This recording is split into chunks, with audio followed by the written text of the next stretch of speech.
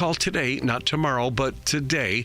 It's our HealthQuest radio hotline. 800-794-1855. That's 800-794-1855. Second assessment free if you make that call right now. 800-794-1855. It's HealthQuest Radio with me, Dr. David Kolbaba, Saturday mornings at 11.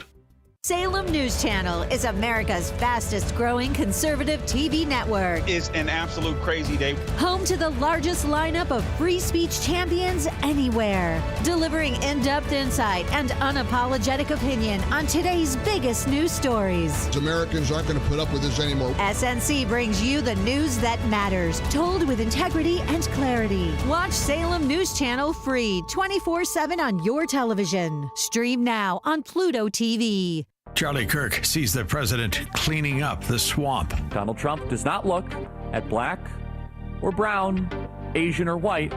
He looks at the color red, the amount of blood that is being spilled in these cities. That is the only color that Donald Trump cares about. How much blood is pouring to the streets of Washington, D.C. unnecessarily, in an unacceptable way. The Charlie Kirk Show, weekdays at 11, right before Scott Jennings at 1 on AM 560. The Answer. It's August 22nd, and this is your Fox Daily Snapshot. Today is... Take your cat to the vet day. Routine checks can help you avoid large vet bills and keep your feline friend feeling healthy. On this day in 1950, Althea Gibson becomes the first African-American on the U.S. Tennis Tour. Her Hall of Fame career includes 2 U.S. Open, 2 Wimbledon, and 1 French Open singles titles. She's credited with paving the way for other African-American champs such as Arthur Ashe and Venus and Serena Williams. In 1969, after 88 weeks... With Sergeant Pepper's Lonely Hearts Club Band, we hope you will enjoy the show. Beatles album Sgt. Pepper's Lonely Hearts Club Band drops off the charts. Born on this day in 2001, LaMelo Ball, the NBA Rookie of the Year in 2021.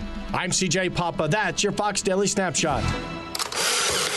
Most investments today feel like second jobs. Real estate, you're a landlord. Stocks, you're a day trader. Crypto, you're a full-time researcher. You've got a life to live. Your investment should help you live it. That's why more Americans are choosing gold. Noble Gold has helped thousands protect their future with real physical gold. Visit noblegoldinvestments.com to get your free wealth protection kit. That's noblegoldinvestments.com. Past performance may not be indicative of future results. Investing in precious metals, including gold, involves risks. Consult with your tax attorney or financial professional before making an investment decision.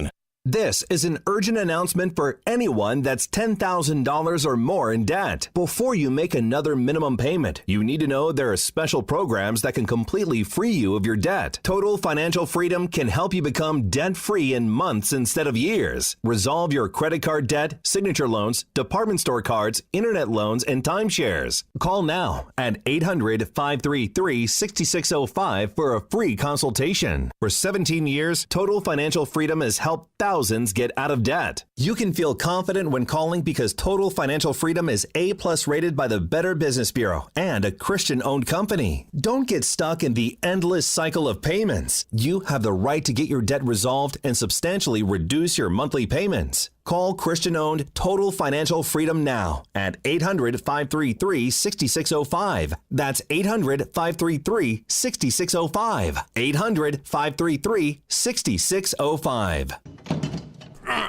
Shoot. Hun, I can't fix this leak. That's okay, babe. I'll get a plumber. Oh, boy. What's that going to cost? I'll let you know in 60 seconds. Huh? For a rapid estimate on a plumbing repair, just go to CenterguardPlumbing.com. Use the easy price calculator and get a quote for many jobs in just 60 seconds. Okay. It's not going to be much, babe. Okay. That was fast. Serving the entire Chicagoland area since 2005, Centerguard Plumbing is your trusted source for quick, lasting repairs, sewer services, water line solutions, water heater service, to whole house water treatment. And with their online easy price calculator, you can get a free quote in just 60 seconds. Trust Centerguard to do the job right. Quality work at the lowest prices around. They're family-owned with top-notch plumbers that are licensed, bonded, and insured. Whether installing a new faucet or plumbing a new home, you can count on Centerguard. Get your free quote now at CenterguardPlumbing.com. They're ready to help. It was a typical day. You were doing the usual, but then you met up with a friend at Winestock Market and Lounge in Woodstock. wow. The small town charm and turn-of-the-century building set the tone for a classic outing. Their charcuterie pleased your palate like you never imagined. The Chicago beef sandwich made your taste buds dance. And the hand-selected wines from small vineyards around the world, so perfect. All paired with amazing live music. Winestock Market and Lounge changes your day from ordinary to extraordinary.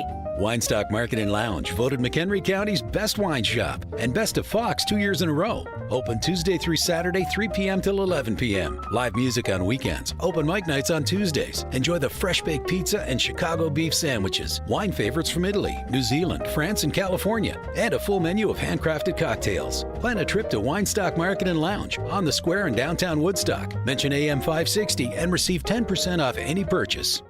Hey, heard you're getting ready to move. We just listed our house on the market. Just make sure you have the right attorney. Doesn't the real estate agent take care of all that? They stay involved, but you want to make sure you have a great lawyer that's negotiating the terms, helping resolve inspection items, clearing up title issues, preparing the deed and other documents, and attending the closing. The attorneys at Nman and Associates in Elk Grove Village have decades of experience handling real estate transactions every day all over Chicagoland. NALawGroup.com. I'm worried about Mom. She's having a tough time moving around the house. Oh, I know. She still thinks she can do everything on her own. Exactly, but I've been over there every day this week, helping her navigate the stairs, cooking meals, reminding her to take her medicine. I'm always nervous when I leave. You know what? I admire you for taking care of Mom. But your family needs you too. And what if she slips and falls? A friend recommended the caregivers at Senior Helpers of Naperville Southwest. They service Cook, DuPage, Kane, and Will counties. They guarantee compatibility and they'll conduct a free safety assessment of her home. Plus, they'll provide as little or as much care as Mom needs. Senior Helpers of Naperville Southwest, offering both hourly and live-in care. Schedule a free assessment today by calling 331-281-0728. That's 331-281-0728. Again, that's 331-281-0728. And tell them AM 560 sent you. Senior Helpers of Naperville Southwest. Senior care, only better. Do you owe $10,000 or more in credit card debt or personal loans? With credit card debt at all-time highs, Debt Relief Advocates is urgently notifying consumers of debt relief now being made available, designed to aid consumers with out-of-control credit card debt. Those who qualify and enroll for this relief program will only have to pay back a fraction of what they owe. This is not bankruptcy or a debt consolidation loan. This is a relief program that credit card companies would rather you not know about, as it ends your debt nightmare and saves you lots of money. Consumers owing at least $10,000 in credit card debt or personal loans can now take advantage of this debt relief as the cost of living skyrockets. Debt Relief Advocates has established a relief hotline for you to call to learn what debt reduction you may qualify for. For this free information, call 800-422-1609, 800-422-1609, 800-422-1609, or simply visit godra.com. Did you know that AM 560 Radio has a full-service digital marketing division called Salem Surround? If you're a business decision maker, listen up. AM 560 listeners are everywhere your potential audience is. So are our incredible targeting capabilities. We localize digital marketing and put it within reach of every business, small and large, in Chicagoland and beyond. Salem Surround offers AI-powered marketing solutions that reach your ideal audience. Whether or not you tap into the proven live, local, and emotional connection that AM 560 Radio brings, Salem Surround offers a total marketing solution to our partners. All-in-one digital solutions that provide targeted local digital and social media ads, Google AdWords management, website services, video strategy, search optimization, and even a management dashboard to offer you total campaign updates and transparency. Your Salem Surround representative is located right here in Chicago. Experience the Salem Surround digital revolution today. Call 847-472-8951. That's 847-472-8951. What if the music stopped? If the familiar voices were silenced? If there were no breaking news updates? What if your companion and connection to your community came with a monthly fee? Don't worry, we're free local radio with you wherever you go, celebrating 100 years and looking forward to the next 100. We are broadcasters. Text radio to 52886 and let Congress know you depend on your local TV and radio stations. This message furnished by the National Association of Broadcasters. Hey AM 560 listeners, Jeff checking in again from JeffBuysYourHouse.com. What I learned serving our great nation in the military is that every mission is unique and success starts with listening. For nearly 20 years, our veteran-led house buying team has taken the time to understand what matters most to each homeowner we serve. Every home has a story, and every seller has different needs. Whether you want a quick closing or need extra time to find your next place, we customize our approach around what works best for you. That's how we've earned hundreds of 5-star Google reviews and an A+ rating with the BBB, by putting relationships first. No repairs needed, no cleanout required, and you pick the closing date that works best for your schedule. At JeffBuysYourHouse.com, we're here to help you through the entire transition, not just the transaction. Are you ready to work with a local team that takes the time to understand your home selling needs? Sell your house to the trusted source by calling us today at 630-895-9530. That's 630-895-9530 or JeffBuysYourHouse.com. A large retail store just canceled a huge order, leaving MyPillow with a ton of extra MyPillows. But you know what? That's their loss and your gain. MyPillow is offering the Classic Collection for wholesale prices. Only $19.98 for a standard MyPillow. But it gets even better. For a limited time, they're going to offer the entire Classic Collection at wholesale prices. Get queen-size MyPillows for just $24.98. Upgrade to king-size for only $29.98. Get the body pillows for $39.98. And the multi-use MyPillows for only $12.98. So go to MyPillow.com and use promo code LIBERTY or call 800-489-0201 to take advantage of wholesale pricing and receive $100 in free digital gifts when your order is $75 or more. That's right. Get the standard MyPillow for only $19.98. So go to MyPillow.com or call 800-489-0201 and use promo code LIBERTY. That number again is 800-489-0201. Promo code LIBERTY.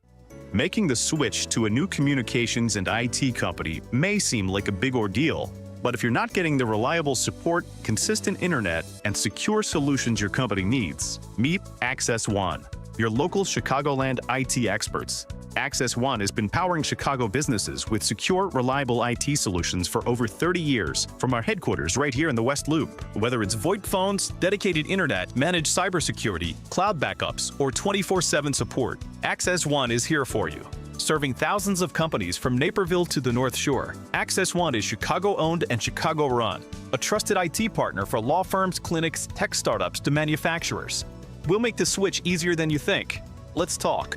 Call 800-804-8333 or visit accessoneInc.com.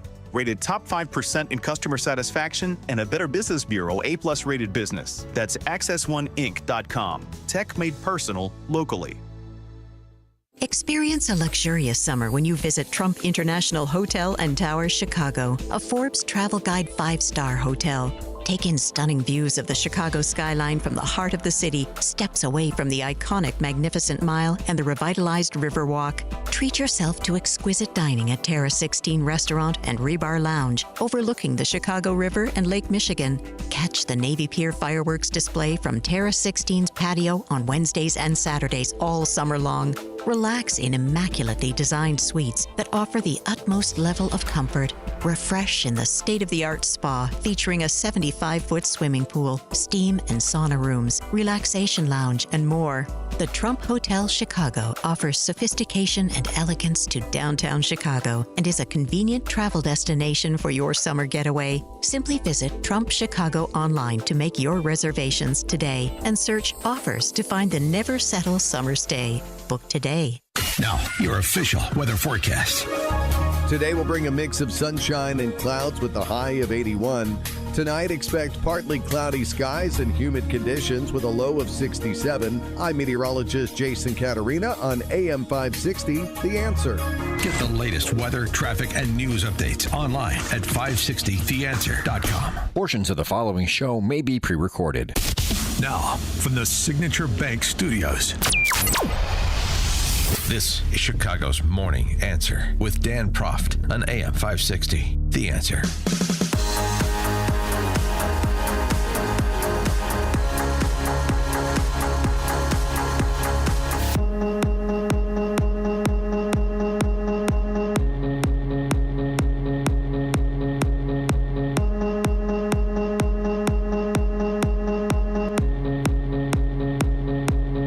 Top of the morning, Dan Proft here. So striking back against lawfare yesterday, New York appeals court overturning what is now up to a $500 million civil penalty that had been imposed on Trump and the Trump organization under a very dubious prosecution by New York State Attorney General Letitia James under a consumer fraud statute, an application much like using Sarbanes-Oxley to go after Trump and J6ers, an application, this consumer fraud statute that had never been used before, much like the Alvin Bragg hush money case. All of these, find or show me the man and I'll find you the crime kind of lawfare that was going on.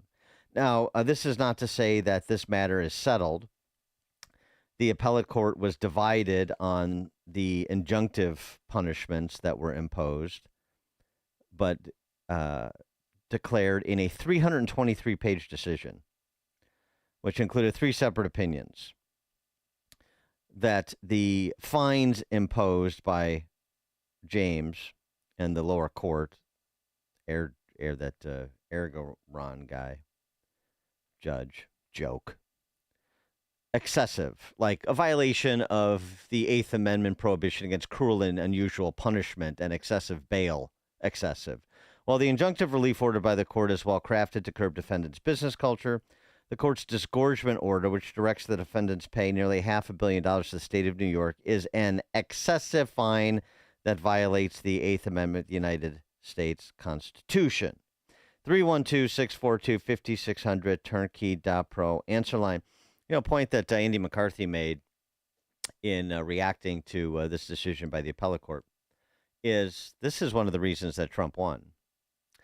And so it's not just the vindication that has to come for President Trump being targeted by these politicized prosecutors, but it's also sort of the reestablishment of the actual rule of law, a Lady Justice being blind and all. And so this isn't over because the 5-judge bench upheld a ban on Trump's sons, Junior and Eric, from running the business in New York for several years. The court also upheld a 3-year order for an outside monitor to watch and report on the Trump organization's financial dealing. So this is immediately eligible for the New York Court of Appeals, which again in New York, that is the highest court. So that's the equivalent of the Illinois State Supreme Court. So that's where this is going next on the rest of these matters. Here is the aforesaid Andy McCarthy with more of his reaction. Well, I think, Dana, that Trump may be ultimately completely exonerated on this. For now, the penalty goes.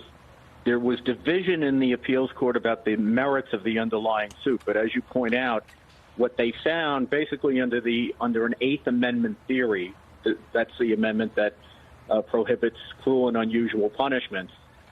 There was such a mismatch between whatever wrong was actually established in the trial and the outrageous penalty that was imposed for it, which was, I think, $355 million, which with interest and other costs is already up to about $530 million now because it continued to accrue for a while.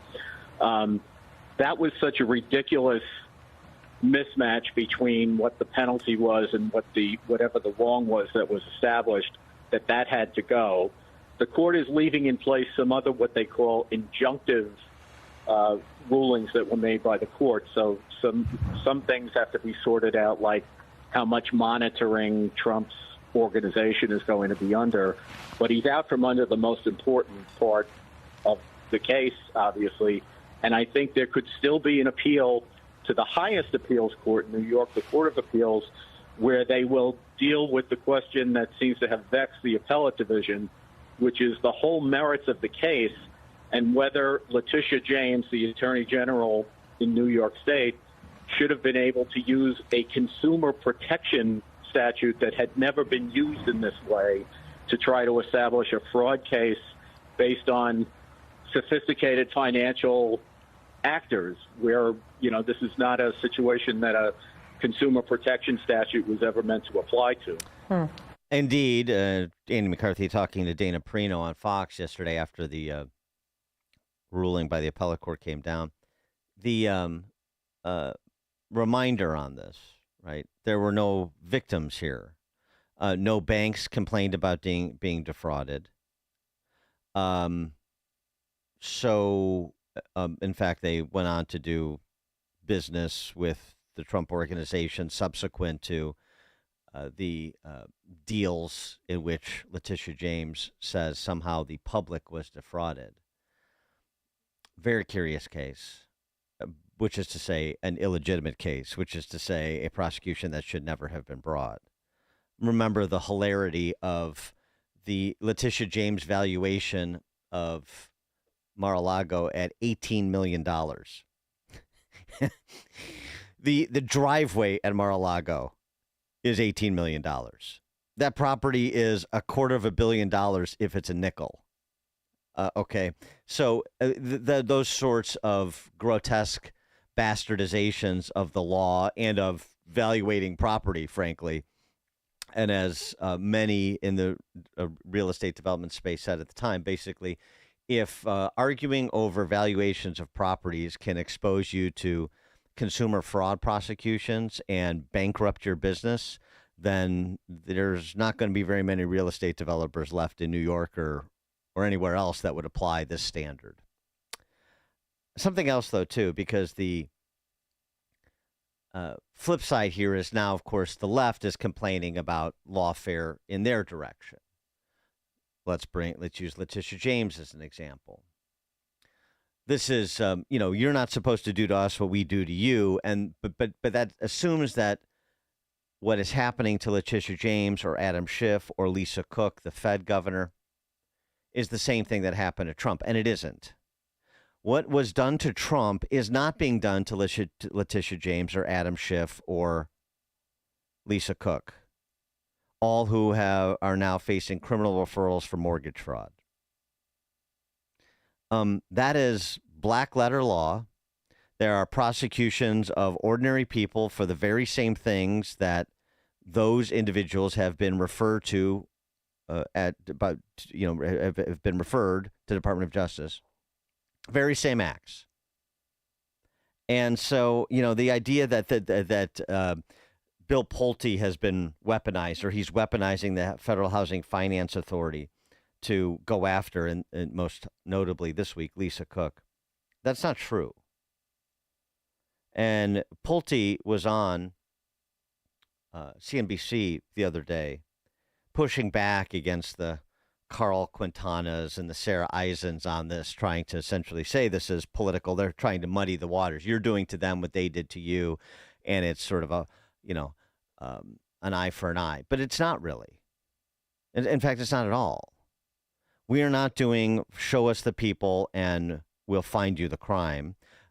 We're saying if these people committed crimes that are uncontroversial, the application of the law that is uncontroversial, if it was John Q. Public being prosecuted, well, then it can be Letitia James or Lisa Cook being prosecuted too. We allege that she bought a condo in July of 2021, and 14 days before that, we allege that she took out a loan using a Fannie Mae and Freddie Mac form, stating that she had her primary residence in Michigan. 14 days later, as I said, she went and purchased an Atlanta condo.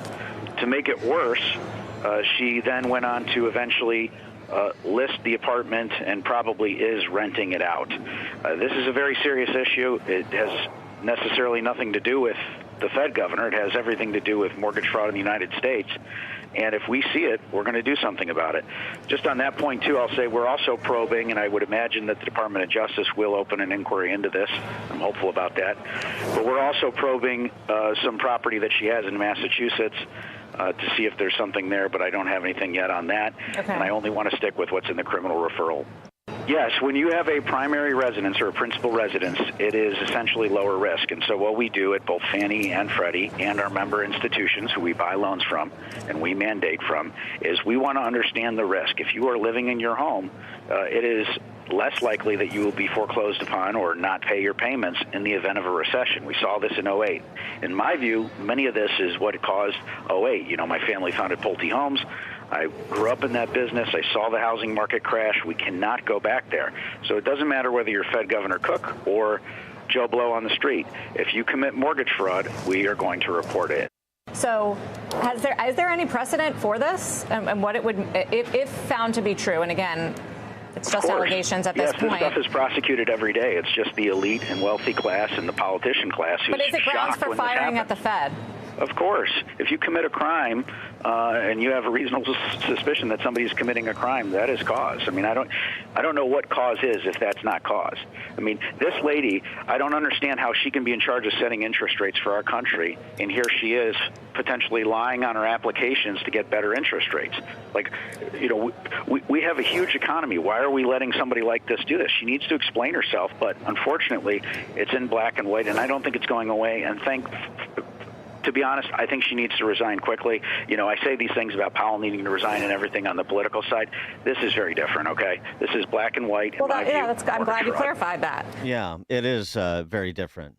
Yeah, she's a Biden appointee. Yeah, she sided with Powell in holding interest rates steady at the last board meeting. And yeah, Trump tweeted that she should resign as well. So it has a political tinge to it. But in terms of the underlying point, this is black letter law, and she's not the only one subjected to this. If you're a public figure and you get more scrutiny than the average bear, than your average John Q. public citizen, then welcome to the party. That's attendant to being a public figure. You seek out public office, you seek out status, you make yourself a target, then, yeah, the scrutiny will follow. And everybody knows that getting in the game. Bruce in Waukesha. Thanks for taking my call, Dan. The thing that bothered me in that trial where in the mortgage thing with Trump is that the judge from the beginning seemed to indicate that there was a trial not really going to happen. It was more he determined the guilt from the beginning and said that from there it would be just a matter of determining the damages. And that's the part that seemed to bother me the most, because he never really, seemed to me, got his day in court, so to speak, and yet now he's gotten offered relief on the financial end of it, but still, you know, having these other penalties still intact. That seems to just run afoul against itself. Thanks for the call, Bruce. It's a good point. Yeah, he did essentially concede the interpretation of the statute that was offered by the state against Trump, Letitia James. And, I mean, I think he essentially used words to that effect, exactly what Bruce from Waukesha just said, is, you know, we're not here to hear testimony. We're not here to determine guilt. We're here to essentially make an assessment as to the punishment since guilt has been established. So he was, it was a bench trial. So it's his position to make that determination, but it was sort of a knee-jerk determination. It was after poring over reams of exhibits and hearing from a multitude of industry experts and carefully weighing the case in chief of the prosecution. No, it was basically, I agree with her. You're guilty. Now let's talk about what the punishment's going to be. Yeah. Not a banner day for the judge. And by the way, when you impose a penalty as a judge that runs afoul of the Eighth Amendment, and so obviously does, and even the New York Appellate Court can agree unanimously on that, then you should be ashamed of yourself. And that judge should be. Coming up at 5:38, Brandon Johnson is a panicked man with much to be panicked about. 5:38, now we check the headlines. Good morning. It's 67 degrees in Chicago in the AM 560 The Answer newsroom. I'm Nikki Whaley. Vice President Vance is speaking out against the Congressional Budget Office after a recent study shows the Big Beautiful Bill Act could further wealth inequality. While speaking at a plant in Georgia, Vance criticized the CBO's assessment when asked he justified its impact on the poorest Americans. The vice president called the report atrocious. According to the report, the top 10 earners will see an average boost of over $13,000 $1,000 per year, while the bottom 10% will see an average decrease of over $1,000. Vance then touted the benefits of the law, including no tax on tips or on overtime. California Governor Gavin Newsom is signing off on state Democrats' redistricting plan. That plan calls for a special election aiming to redraw state maps that would most likely give Democrats 5 additional House seats. This is in response to Texas doing redistricting. This report is sponsored by Audible. Stuck in traffic? Audible's romance collection will have you falling fast in the slow lane. Satisfy every side of you with best-selling modern rom-coms, the hottest romantasy series, and anticipated new releases. Start listening free when you sign up for a 30-day trial at audible.com. Chicago's Morning Answer continues next. Larry Elder is looking at higher approval numbers. For all of you out there who hate Donald Trump's guts, you better pray that some sort of ceasefire/peace deal is not made between Ukraine and Russia, because at that point, even people who hate his guts will take a second look at this man, and his approval numbers will go up. The Larry Elder Show. Weeknights at 8, right before Sean Hannity at 10 on AM 560. The Answer. Your home or business has storm damage and you have an insurance claim. Call CrossCom. CrossCom Construction and Public Adjusters. Today, insurance companies are notorious for offering way too little money to repair damage to your home or commercial building due to wind, hail, tornado, floods, or fire. CrossCom works for you, not the insurance company. As licensed adjusters, CrossCom will work to get you the money you deserve, the maximum payout. Call CrossCom. 630-871-5500. After they get you the fair insurance company result, CrossCom can start doing your repairs. CrossCom is a full construction and restoration company that will get your property back to its pre-loss condition, getting your life back to normal. Roof, siding, windows, doors, fire restoration, CrossCom does it all. Call CrossCom. Licensed in Chicagoland, Northwest Indiana, and Wisconsin. This is Dan Leitz with CrossCom. We share your conservative and Christian values. Let us handle everything. It all starts with a call. 630-871-5500. CrossComPublicAdjusters.com. Can you read this email for me? Of course. Jeez, I wish they could do something for your eyesight. Me too. But you heard what they said. There's nothing we can do. When vision loss can't be corrected with glasses or surgery, and hope seems lost, turn to Spectrios Institute for Low Vision. Spectrios doctors specialize in the treatment of vision loss related to eye diseases, such as macular degeneration, glaucoma, and diabetic retinopathy. There is hope, supported by science with personalized rehabilitation plans, occupational therapies, and access technology at Spectrios. Talk to a patient service manager. They'll walk you through the program. Spectrios takes BCBS and Medicare insurance. They also have grants for qualifying patients and offer a Seeing is Believing children's outreach program. Go to spectrios.org, located in Wheaton in a building that says it all, the House of Hope. That's SPECTRIOS.org. Spectrios Institute, the head, heart, and eyes approach to better vision. Remember to keep Spectrios Institute, a 501c, in your estate or legacy planning.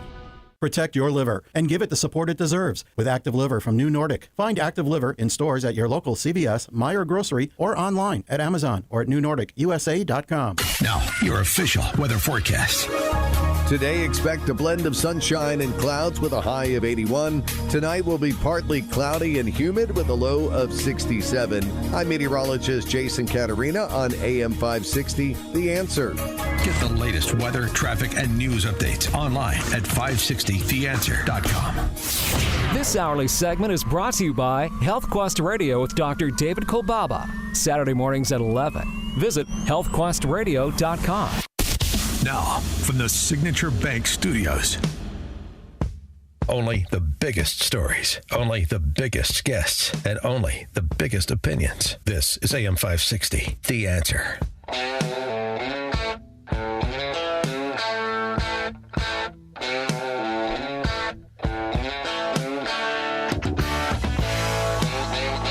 Top of the morning, Dan City Cop reporting.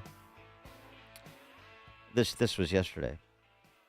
That Brandon Johnson has been hospitalized for approximately 40 panic attacks this year. 40 this year alone. A while back, Brandon started the CARE program, light blue Sprinter vans with Chicago flags, to help mitigate the mental health crisis by having a special team staffed by hand-chosen personnel to strictly handle these types of calls after being integrated into the existing 911 system. Turns out they actually do nothing all day, and at least one of those vans follows around Brandon Johnson at all times. This is the commentary from Second City Cop. These are vans staffed with CF, the Chicago Fire Department, and EMS personnel, and a doctor.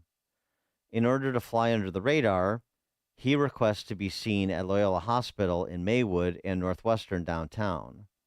I've heard that Northwestern has some sort of tunnel system where people can enter directly into the hospital and circumvent the street-level entrance.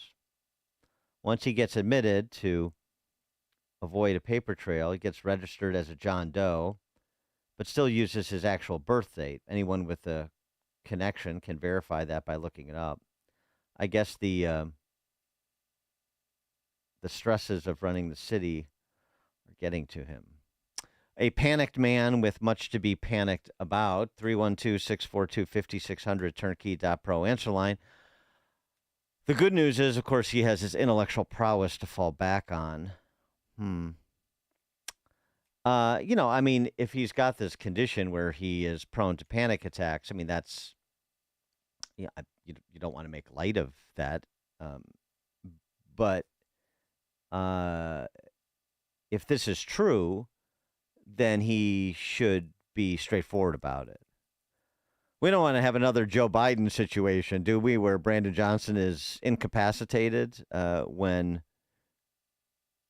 the mayor's duties call? I don't know. Maybe we do want such a situation, just as we sort of wanted the situation with Joe Biden, because better that he makes no decisions than the decisions he's inclined to make. Nevertheless, that's not really consistent with fulfilling the job, and it's not consistent with these pro forma promises of transparency and forthrightness you get from politicians all the time up and down the food chain, including your mayor of the city of Chicago. If it's happening at the frequency that is reported by Second City Cop, then it's an issue that needs to be addressed. That's all. The public has a right to know. Constituents have a right to know about the condition, the physical and medical condition of their elected officials. That's just a general thing. It's not specific to Brandon Johnson, but it certainly includes him. Doesn't it? 312-642-5600, turnkey.pro answer line and text line. And he does have much to be panicked about because, all of these mediating institutions and core services that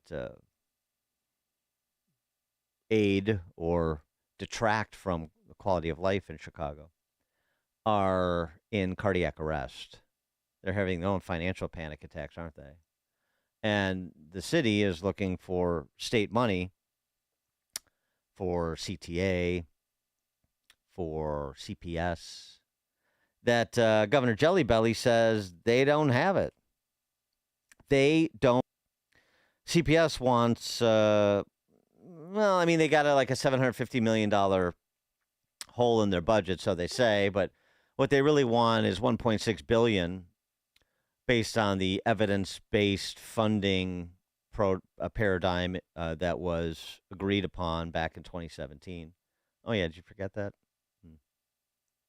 State's not living up to its commitment to the Chicago Public Schools. It's what the students and the teachers and administrators deserve, saith Stacey Davis Gates. And when Stacey Davis Gates is upset, BLM Brandon gets anxious, right? Because it's the public sector unions who delivered BLM Brandon to the 5th floor. So he better hop to it. Oh, and by the way, actually they want $2 billion. When you include, according to Stacey Davis Gates, what the Rockford and Elgin school districts have not gotten that they should be getting from the state, it gets to $2 billion. Money they don't have. Boy, I remember when there was lots of talk about balanced budgets and even budget surpluses, and we're going to expand this and we're going to expand that. And the water recedes after the COVID funny money era, and here we are. My. we don't have the money. We don't just have money lying around, says Pritzker. Stacey Davis Gates says, yeah, you do. Actually, there is money lying around. Donald Trump gave billionaires in Illinois a $5 billion tax break. The governor, the supermajority in the House and the Senate can figure out how billionaires get to pay more. So there is money lying around. And for teachers all over the city and all over the state, you know what they did? They found money in their savings account. They found money out their paychecks. They found money out of their household budgets to figure out how to buy backpacks, notebooks, shoes, clothes, toiletries for their students. It is completely offensive and unacceptable to hear people who have authority and power, who have been empowered even to protect us in this moment of tyranny, take a pass. Ooh. Everybody gets a little bit of a sharp elbow from Stacey Davis Gates, huh? Of course we're living under tyranny. You know, Trump is a dictator. We know this. What else did they have to say? But she's really sort of sticking it to these new Marxist Party panjan drums like Harmon and Welch and Jelly Belly and saying, show me the money, boys. Yeah, why not? We do have money lying around. It's in the pockets of billionaires. Okay, she's on Wilmette Talking to Winnetka here, so of course there's no pushback. But, just as a sort of process question, okay, so this money lying around isn't in the state coffers, but it's in billionaires' bank accounts. So I'm sorry, what exactly is the proposal? Are you suggesting we get together a posse or some kind of strike force and just go seize the assets of Fred Eichner? I mean, it's lying around in the pockets of billionaires. Okay, well, how do we get it? Of course, she's not talking about just billionaires. She's talking about the LaSalle, the old standards. Where's that LaSalle Street tax we could impose? Where's the state moving to graduate the state income tax? Give it another try, Jelly Belly. These billionaires getting tax breaks from Trump in this, otherwise low tax environment called Illinois. Really? It's something. It's something to listen to her. Chicago businesses pay the highest commercial property taxes among big cities in America, higher than Detroit. The only one north of 4%, the only city north of 4%. 4% is a percentage of property value. CPS is the nation's worst rated major school district from a credit rating perspective. And it's not close. Philadelphia is a couple rungs up. The lowest rated from a credit worthiness perspective major school district. But of course, it's a state problem. It has nothing to do with the $10.5 billion that CPS gets and spends. Where does it all go? Well, libraries are open. As of Monday, libraries are open and staffed by libraries thanks to the Chicago Teachers Union. But. The first day of school was a school year where we went back where libraries were being reopened with librarians as a result of our collective bargaining agreement. Class sizes are smaller. We have more people working with our early childhood educators. We have more case managers. But conversely, we don't have crossing guards. Children are going without hot lunches.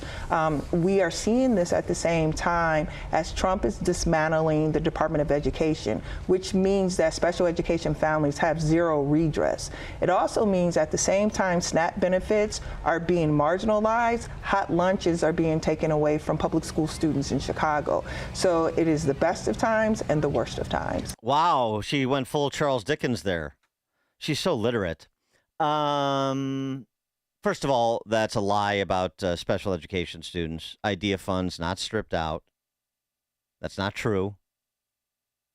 No pushback on Wilmette Talking to Winnetka, of course. This, by the way, was the Black Voices segment. Wilmette Talking to Winnetka, watching the Black Voices segment with Stacey Davis Gates on government-run media. I mean, is there anything more delicious? Talk about a visual of a glass menagerie. Anyway, I digress. Oh, by the way, the contract, the historic contract that was inked this past year, you remember, 4-year deal. The CTU members will get 32% salary increase over 4 years, 800 new hires, $1.5 billion in total, and more, 1.5 billion more in spend for salaries and hiring costs. The average Chicago public school teacher in Chicago, already the highest paid teachers in the country on a cost of living adjusted basis, will go from average salary CPS teacher $96,000 this year, will go to almost $130,000 by 2029. And I'm sorry, what are the outputs again? What are the outputs? By the way, National Council on Teacher Quality, U.S. Bureau of Economic Analysis, just on teacher pay. First year with bachelor's degree, Chicago teacher salary rank among the nation's 148 biggest school districts, number 1. 10th year with a bachelor's degree, number 2. Max with a bachelor's degree, third overall out of 148. First year with a master's degree, second among the 148. 10th year with a master's degree, second out of the 148. Max with a master's degree, third out of 148. I'm not saying it's a pretty good gig based on the environment you have to try to educate kids for those who are interested in doing that, which I submit as most of the teachers in CPS. Because it's a system that is structured such that it cannot succeed in its objective of educating children. Cannot, and will not, and does not.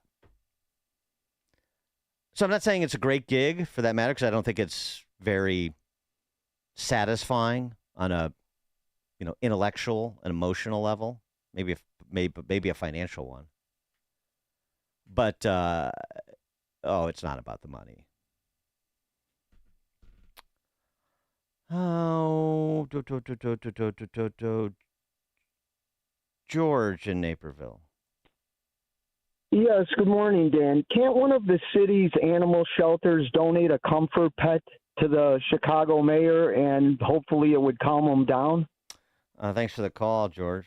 Yeah, but then you need a security detail for the service animal we found out from that Angel Santiago story out of Logan Square. It's terrible because of these droogs that the power structure in the city allow to roam around the city. Honestly, those two teens, apparently it was two teens, Angel Santiago's blind man, played this clip at the end of yesterday's show. His 14-year-old service dog, Bam Bam, stolen from him. He struggled with, he said, two, he thought, teenagers. They took his dog, his service animal. Fortunately, because of, Good Samaritans and people in the neighborhood who raised money for him and scoured the neighborhoods looking for him. This took 2 months, but he was returned to the police station, and now he's been reunited with Angel Santiago. But I want to find those two, and I don't know. I don't know what the proper punishment should be, but I'm thinking like, I don't know, stripping them down, tying ground beef to them, and putting them in a pound with a bunch of pit bulls. Is that too draconian? Anyway, I digress. But the service animal thing, I still can't get over that story. Who takes a dog? What kind of person takes a dog from and assaults a blind person in doing it? Who does that? Eesh. A sign of the times. Bob, Buffalo Grove. Good morning, Dan. Always great talking to you. With regards to Brandon, last night I was watching, I can't remember which program, but Pam Bondi was on talking about the crime and also the ICE issue throughout the country. And she was intimating that the National Guard issue is not off the table besides D.C., but they could come to other states like Chicago. How would he react to bringing the National Guard here to solve several problems? Thanks for the call, Bob. I mean, the National Guard I'm fine with what Trump did in D.C. He has the statutory authority to do it. It becomes less clear in places like Chicago, other cities, its states. But so I'm fine what he's doing in D.C. But even in D.C., we recognize this is a temporary fix. You can't, you're not going to be able to permanently deploy the National Guard, even if you can find a theory to do so in America's major cities like Chicago, in perpetuity. So you can sort of reset the table as he's doing in D.C., but ultimately you have to have the residents hold the local officials accountable to provide the public safety that they demand, that they desire, I guess. You have to demand the public safety you desire and act accordingly with the political choices you make. I mean, that's really the only answer. By the way, I mean, Stacey Davis Gates, no does not mean no. Pritzker saying there's no money, it's not going to happen. This $1.6 billion she wants for CPS. I don't think he means no. I think he means we're going to have to get together, create a coalition, and put pressure on billionaires to pay their fair share in the state. Okay. I love it when they fight, but remember, as I always caution, there are no white hats in this story. Pritzker is not right. Stacey Davis is not right. Brandon Johnson, they all can be wrong, and they are. They all can be complicit in the disintegration of these mediating institutions and the city by extension, and they are. Okay. Coming up at 6:06, well, we should do a little sports and politics segment because speaking of litigation that's been settled, Pat Fitzgerald and Northwestern settle. 6:06. Now we check the headlines because it is 6 a.m. on AM 560 WIND Chicago. The Texas State Senate might finish the job today. I'm Dave Anthony, Fox News. It could give final approval to a congressional redistricting the Democrats left the state for 2 weeks trying to block. That could give Republicans 5 more House seats in the 2026 elections, which President Trump is pushing for and California's countering. Can't win by playing by traditional sets of rules. He plays by no rules. I remind you all the time, it's not the rule of law, it's the rule of dawn. Governor Gavin Newsom signed a bill setting up a special election that lets voters consider new maps that could give Democrats 5 more House seats. Now, the president went to the streets of D.C. bringing food and meeting with National Guard troops deployed in his Washington, D.C. crime crackdown. You do the job on safety, and I'll get this place fixed up physically. A Trump Truth Social post calls false and highly inaccurate police statistics that D.C. leaders cite showing violent crimes way down the past 2 years. Lyle Menendez goes before a California parole board the day after his brother Eric's attempt was denied 36 years after they murdered their parents amid allegations their father sexually abused them. Eric Menendez became emotional as he explained why he killed his mother, saying, quote, "Step by step, my mom had shown she was united with my dad.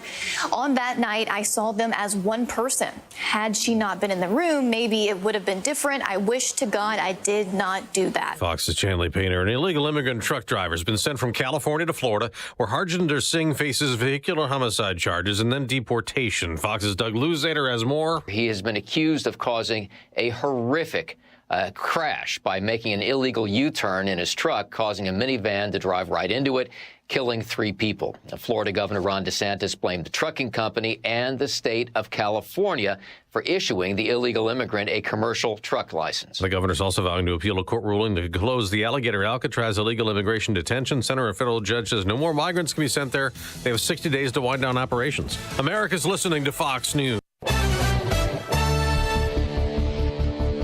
Good morning. It's 68 degrees in Chicago in the AM 560 The Answer newsroom. I'm Nikki Whaley. The Chicago Teachers Union is responding to comments Governor Pritzker made about state funding for Chicago Public School.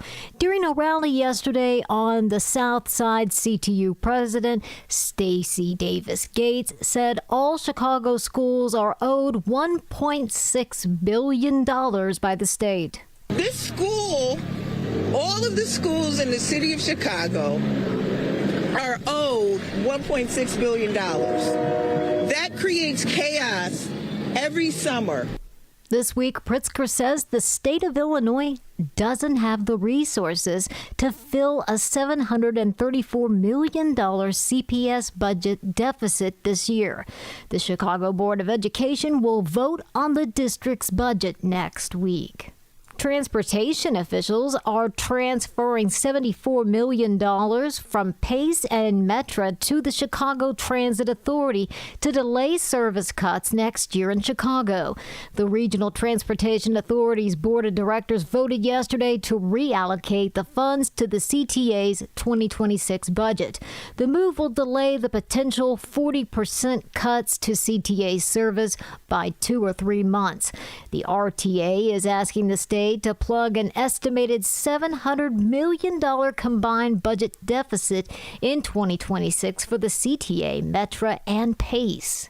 This news update is quickly delivered to you by Quick Delivery Service. Why are you sitting in Friday traffic? Time is money. When you need your important items delivered quickly, Quick Delivery Service will be there to pick it up and take it to its destination. Go to quickdelivery.com. I check the roads coming up in 2 minutes on AM 560 The Answer. If you listen to the mainstream media and the Democrats, you'd think it was a sin to be black and conservative. Well, John Anthony blows up that perception every week on Black and Right. Join John tomorrow afternoon at 4 when he pushes back against the left and its regressive, progressive agenda that tries to dictate how people should think or feel about politics. Listen to Black and Right tomorrow afternoon at 4 right here on AM 560. The Answer. Sign up for the AM 560 Answer Advantage to get early alerts on event ticket sales, special discounts, and contest opportunities. Sign up today at 560theanswer.com/advantage. Rashaw talks about building income in retirement. You know, you can actually structure it in a way that have that $4,000 a month coming in the door every single month. So you don't have to look at the stock ticker and say, oh, the stock market's up today, stock market's down. You still got that $4,000 a month, and having that opportunity to take the vacations and do all the fun things in retirement that you always dream to do. Unleash your wealth, Saturday at 7 a.m. and 2 p.m. on AM 560, The Answer. Gain insight into building strong marriages and raising godly children with Focus on the Family with Jim Daly each weekday at 11:30 a.m. on our sister station, AM 1160. Hope for your life. You're great at protecting your own personal information. You probably even use things like two-factor authentication, strong passwords, VPN. But as much as you try to be in control of how your information is protected, there's lots of places that also have it. That's why LifeLock monitors millions of data points every single second for identity threats. If your identity is stolen, a LifeLock specialist is going to help solve the identity theft issues, guaranteed, or your money back. Save up to 40% off your first year with the promo code BECK at LifeLock.com. Terms apply. Hey, it's Mike Rowe, and if you want to do business with a company that actually stands for something, switch to Pure Talk. I did. Sure, I appreciate being on America's most dependable 5G network with unlimited talk and text for just $20 a month. But what I really appreciate is Pure Talk's commitment to our military and to our skilled workforce. That matters to me.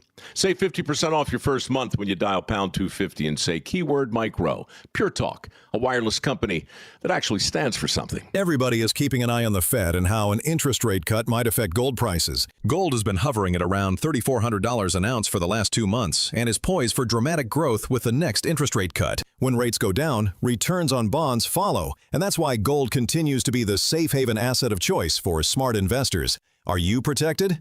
Don't wait until it's too late to profit from the back and forth from the Fed on interest rates. Right now, if you have a qualified IRA or 401k, you could receive up to $10,000 in free gold and silver when you open your retirement account with Advantage Gold. Call 800-900-8000 now or visit AdvantageGold.com and get your free gold IRA guide and find out how much bonus gold you qualify for.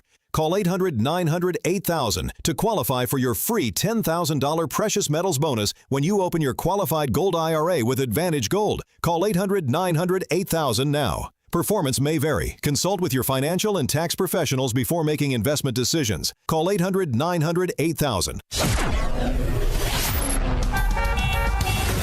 From the Team Hochberg Traffic Center, I'm Nikki Whaley. On the Edens inbound from Lake Cook to Montrose, 14 minutes, outbound 13 minutes. On the Kennedy inbound from Montrose to the Burn Interchange, about 10 minutes. Outbound, it's about 40 minutes. On the Eisenhower inbound from Wolf to the Old Post Office, about 13 minutes. Outbound, 18 minutes. On the Stevenson inbound from the Tri-State to Lakeshore Drive, 18 minutes. Outbound is 15 minutes. Traffic is a service of Team Hochberg. They've helped thousands of AM 560 listeners with the best rates and service. Let Team Hochberg help you by visiting 56david.com or call 855-563-2843. That's 56david.com. Lower.com, equal housing lender, NMLS 1124061. Chicago's Morning Answer continues next, but now a check of your forecast from the National Weather Service. Today will bring a mix of sunshine and clouds with a high of 81. Tonight, expect partly cloudy skies and humid conditions with a low of 67. I'm meteorologist Jason Caterina on AM 560, The Answer. Get the latest weather, traffic, and news updates online at 560theanswer.com. This hourly segment is brought to you by Wealth Health Radio with Joe Murphy, Sundays, noon to 1. Learn more online at mwmfinancial.tax. Now, from the Signature Bank Studios, this is Chicago's Morning Answer with Dan Proft on AM 560, The Answer.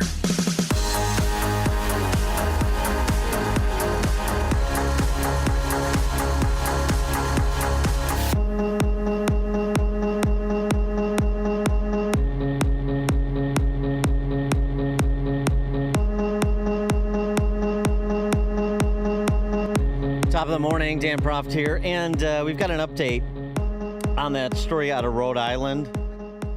That special assistant to the state attorney general, Devin Hogan Flanagan, her and a friend of hers, a couple of,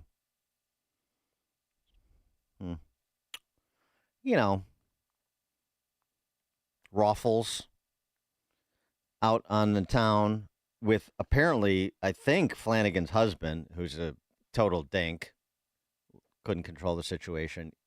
Cops had to be called. They were making a mess of themselves at a restaurant, and the restaurateur wanted them removed from the property. Apparently, they wouldn't leave upon request, so the police had to intercede. And just to refresh your recollection, we played it earlier in the week, but it's so entertaining, we'll play it again. Here's how that went. I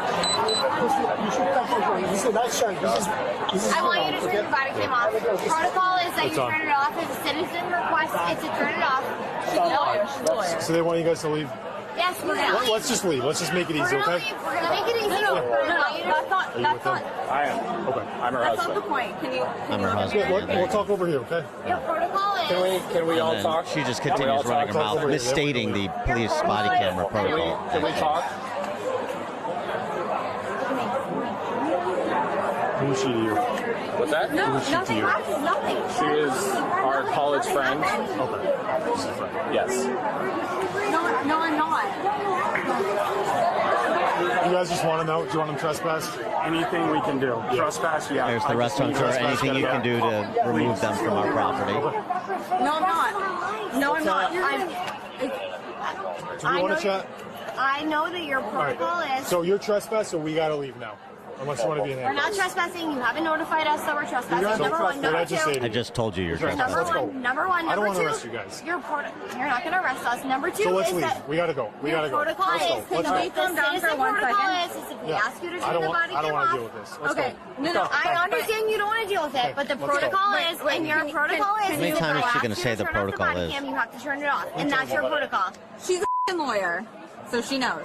Well, that's lawyer stuff, so that's not true. So we got to go. No, it is. That's law. I'm an What's AG. I'm an AG. Good for you. I don't give a shit. Let's go. We're going. Let's go. We're leaving. Please don't put your hands on us. Can you get your children out of your Children. Oh, there it is. Oh, now you did it. You called them children. Let's go. No, you're wasting our time. Now you did it, officer. All right. You just need to take. You just need to take. I'm an AG. The AG is being escorted to the squad car. What's wrong with you? What are you probable cause to detain me for? You're being detained because you're not leaving. Because I'm what? You have Can you relax? Sir, she's not doing anything wrong. AG. She's not leaving. I'm an AG. She's an AG. Honey, you're not. She's not being arrested. Let's go. I'm not being arrested. You're putting me in cuffs. I'm not being arrested. Do you have any weapons on you? No. I'm an AG. Her badge is in the car. You want to go get a badge? Let me go get her badge. That's what the husband, the gelding, says. Like, that's the issue. Seriously. You're arresting me, AG. Let me tell you something. Are you on arrest right now? No. You're putting me in handcuffs and you're Mirandizing. You're not Mirandizing me. Relax.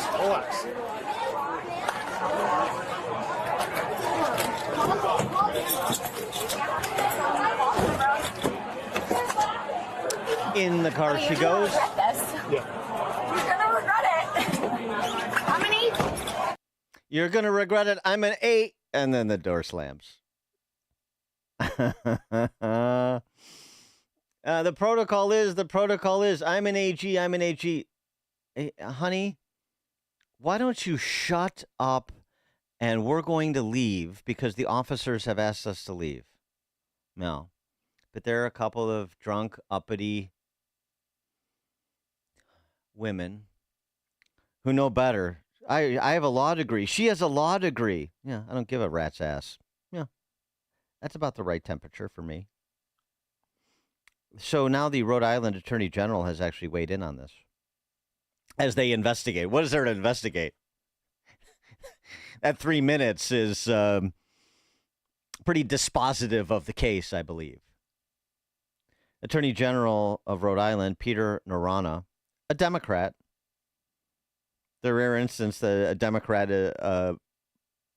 seems to indicate that accountability will come. Look, she's put me in a bad position. She's embarrassed herself, humiliated herself, treated the Newport Police Department horribly. She is going to take some steps to try to address that in the next day or so. I can't wait to see what those steps are. First step should be learning the law, since you spent most of the interaction with the cop misstating the body camera protocol, and the cop was right. Nerona said that Flanagan would, quote, take responsibility for her conduct, unquote, adding that an apology to the Newport police is clearly necessary, and she understands that. He also conceded that his special assistant AG, quote, misstated, unquote, the body camera protocol. He went on to add, it was inexcusable behavior. She knows better. I've got 110 lawyers. She embarrassed all of them in a sense. She sure did. 312-642-5600, turnkey.pro, answer line. I don't think it's recoverable. That, to me, is cause for termination, and the public tongue lashing is all well and good, and whatever apology she wants to offer, but the apology is not going to be sufficient. It wouldn't be sufficient for me if I was the Attorney General. We'll see how it plays out. Do you know who I am? Again, those 6 words never ends well. David in Winnetka. Hey, good morning. My favorite part's yeah, the do you know who I am? And the cop goes, I don't give an S. Yeah, exactly. I'm an AG. She's an AG. Listen, you two magpies, button it up and walk. If you would have just left when the nice gentleman asked you to leave, it's his restaurant. When somebody asks you to leave their property, you leave their property. What is complicated about this, officer of the court? Hey, when are people going to learn how to comply? Not everything. Think about how many more lives there would be, how many more this. Just comply. Do what they say, and life goes on. Thanks a lot. Thanks, David. Don't stay anywhere you're not wanted. Just a rule of life. One of the rules of the road of life. Don't go anywhere you haven't been invited. Don't hunker down in somewhere you're not welcome. And also, don't make an ass of yourself on police body cam. I'll add that as sort of a corollary. Oh, God. Chris and Carrie. Hey, the best part of that whole video is, like you said, the gelding husband or boyfriend. When he keeps sticking his hand there and pleading for her, the cop at one point just goes, dude, like, what are you doing? Go away. He just brushes him off. Right. It's the best. Right. Thanks for the call. You let this situation get to this point. Your wife is drunk and her college friend are drunk and they're making idiots of themselves. And you've already been embarrassed because you've been asked to leave a restaurant in Newport, which, by the way, is a lovely place.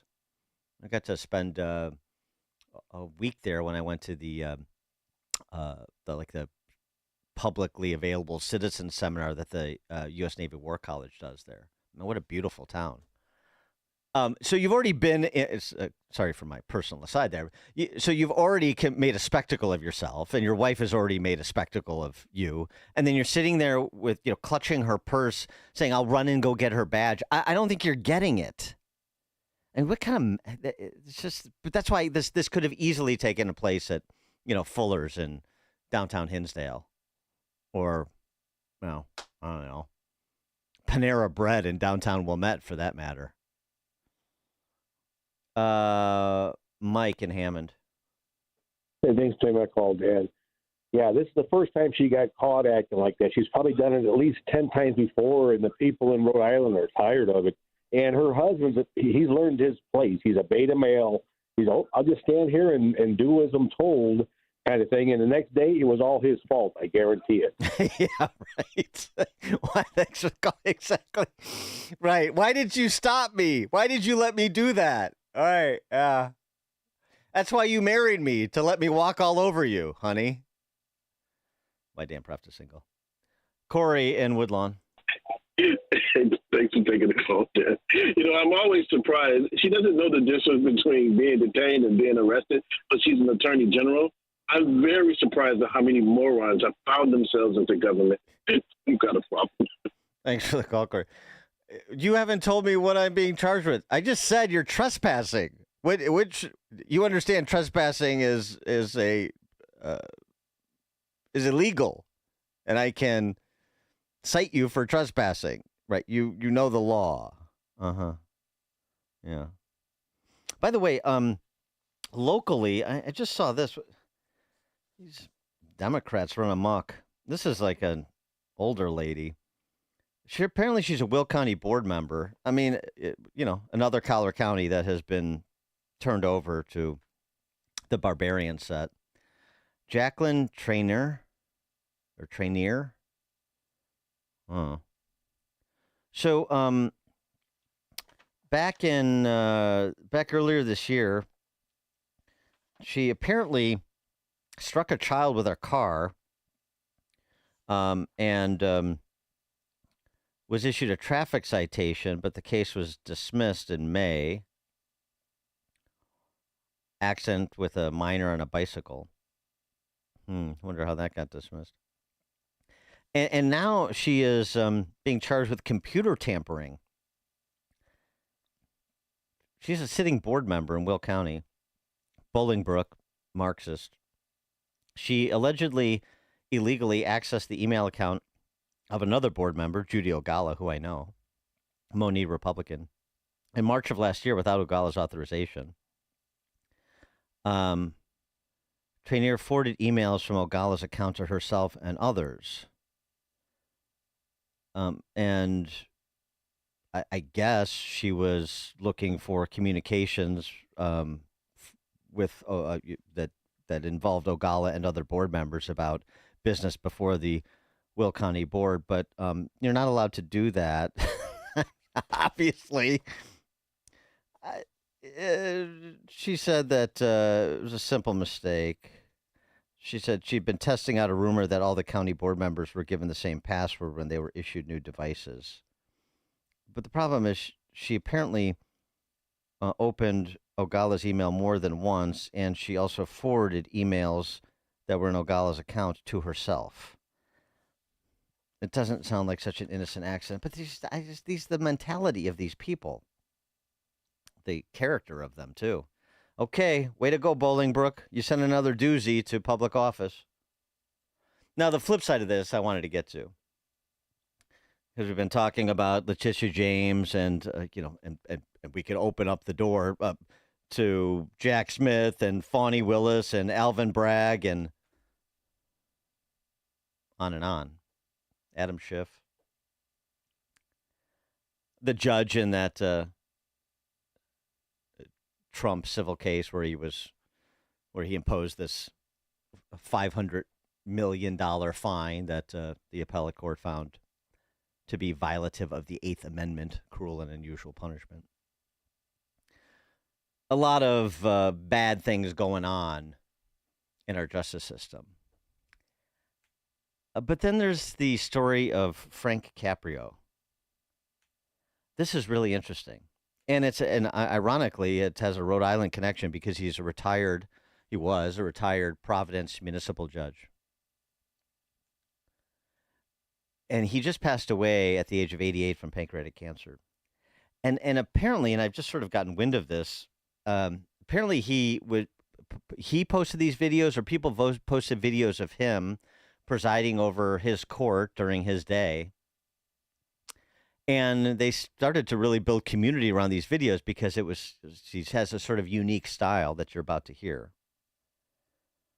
But, in contrast to all of the lowest common denominator illustrations that we've been discussing and are compelled to discuss because these people have immense power, so you have to monitor how they wield it. In contrast to that, you find wisdom. Now, these are mainly traffic court cases that he was adjudicating. But, it speaks to a certain, as I said, wisdom and humanity that is in short supply everywhere, but most specifically the justice system. It's amazing. It's really interesting too. Because he's 88 years old when he passed away. I mean, these cases that were adjudicated, the videos that have been posted online and have been making the rounds, they've got to be 15, 20 plus years old. Anyway, let me give you a couple examples of what I'm talking about. A better time when you had lawyers like Frank Caprio who became judges like Frank Caprio. This is, well, I just call this one Okay Baby. A husband and wife, and they got a couple speeding tickets. You guys have been married 44 years. Yes, sir. I don't meet many people that have been married 44 years. Okay. But what's the secret to a long marriage? I'll ask Gwen, what's the secret to a long marriage? He's always agreeing on what I do. He agrees. Or what I say. Whatever I say, he says, okay, baby. He says, okay, baby? Yes, okay, baby. He still called you baby? Yeah, okay, baby, that's it. Hey. What's the secret to a long marriage? She just told you. Whatever I do, he say, okay, baby. Whatever I say, he say, okay, baby. And we all set. Yes, dear. Mm-hmm. Yeah. But you say baby, okay, baby. All right, well, you have two others that are over 31. I'm going to charge you on one, so it's going to cost you a total of $50. Okay. Now, can you afford to pay that today? No, I can't, sir. Yes, I will pay that, Your Honor. Well, okay, baby.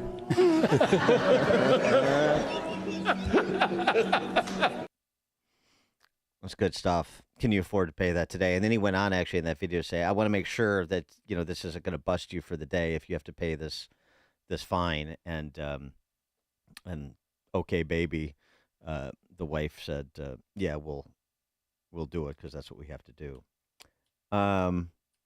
Another one. I mean, there's a bunch of these. I could watch these all day. Frank Caprio, Judge Caprio, adjudicating some sort of moving violation for a 96-year-old gentleman. 96 years old, and I drive slowly, and I only drive when I have to. I was going to the blood work for my boy. He's handicapped. You were taking your son to the doctor's office? Yeah, I take him for blood work every 2 weeks because he's got cancer. You are a good man. You really are what America is all about. Here you are in your 90s, and you're still taking care of your family. It's just a wonderful thing for you. Well, how old is your son? 63. Yeah. And Daddy's still taking care of him, right? I only drive when I have to. Yeah. Listen, sir, I wish you all the best. I wish the best for your son, and I wish you good health. And your case is dismissed. Good luck to you. Rest in peace, Frank Caprio. Hear about the big stories of the day, then talk about them right here on Chicago's Morning Answer on AM 560. The Answer. Experience a luxurious summer when you visit Trump International Hotel and Towers Chicago, a Forbes Travel Guide 5-star hotel.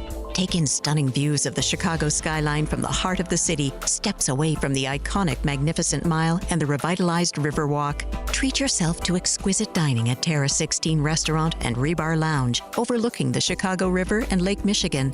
Catch the Navy Pier fireworks display from Terrace 16's patio on Wednesdays and Saturdays all summer long.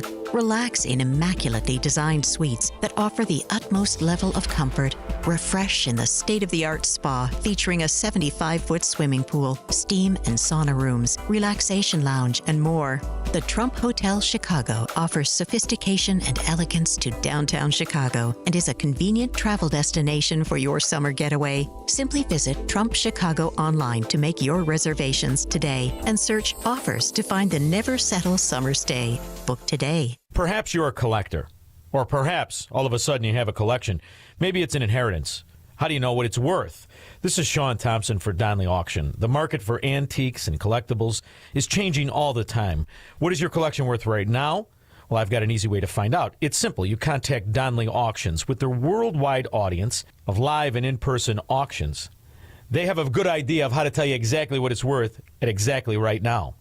They're ready to put top dollar in your pocket. The bigger the collection, the better. Go to DonleyAuctions.com and get the info on all things that they buy and sell to have an idea of exactly what Donley does and how much they need your collection. They have so many buyers, it's a great time to sell. Just simply make a phone call. Donley has traveled all over the country to pick up collections. Just call and talk to the people at Donley Auctions at 815-923-7000. Donley Auctions is your trusted partner in turning your collections into cash. DonleyAuctions.com. It was a typical day. You were doing the usual, but then you met up with a friend at Winestock Market and Lounge in Woodstock. Wow! The small-town charm and turn-of-the-century building set the tone for a classic outing. Their charcuterie pleased your palate like you never imagined. The Chicago beef sandwich made your taste buds dance. And the hand-selected wines from small vineyards around the world, so perfect. All paired with amazing live music. Winestock Market and Lounge changes your day from ordinary to extraordinary. Winestock Market and Lounge, voted McHenry County's best wine shop and best of Fox 2 years in a row. Open Tuesday through Saturday, 3 p.m. till 11 p.m. Live music on weekends. Open mic nights on Tuesdays. Enjoy the fresh baked pizza and Chicago beef sandwiches. Wine favorites from Italy, New Zealand, France, and California. And a full menu of handcrafted cocktails. Plan a trip to Winestock Market and Lounge on the square in downtown Woodstock. Mention AM 560 and receive 10% off any purchase. I'm attorney Stephen Leahy. You probably know I help business owners fight back against the IRS, but did you know I can help with state taxes too? Right now, Illinois is about to open a rare tax amnesty program. For a short window of time, you can pay certain back taxes and have the state wipe out the penalties and interest, no strings attached. But here's the thing, once that window closes, the chance to save is gone. The Illinois Department of Revenue will announce the exact start date and requirements any day now. When they do, the clock will start ticking. Go to fightbacknow.com and sign up for my daily email. I'll give you clear updates the moment news breaks, walk you through exactly what you need to do, and help you avoid mistakes that can cost you thousands. Don't get caught off guard. When the state offers a deal like this, you have to move quickly. Go now to fightbacknow.com and get on the list, because when the clock runs out, so does your opportunity to wipe out those extra charges and save big. That's fightbacknow.com. Wealth Health Radio. The biggest fears that people have is, do I have enough money to retire? Retirement doesn't have to be complicated. To make sure that you're going through retirement with confidence. Learn principles of income planning. There's a lot of different facets that you need to take into consideration when you're retiring. Tune into Wealth Health Radio with Joe Murphy, noon to 1 p.m. Sundays on AM 560, The Answer. AM 560, The Answer. All right, coming up at 6:36, sports and politics, the Pat Fitzgerald settlement with Northwestern University. 6:36, now we check the headlines.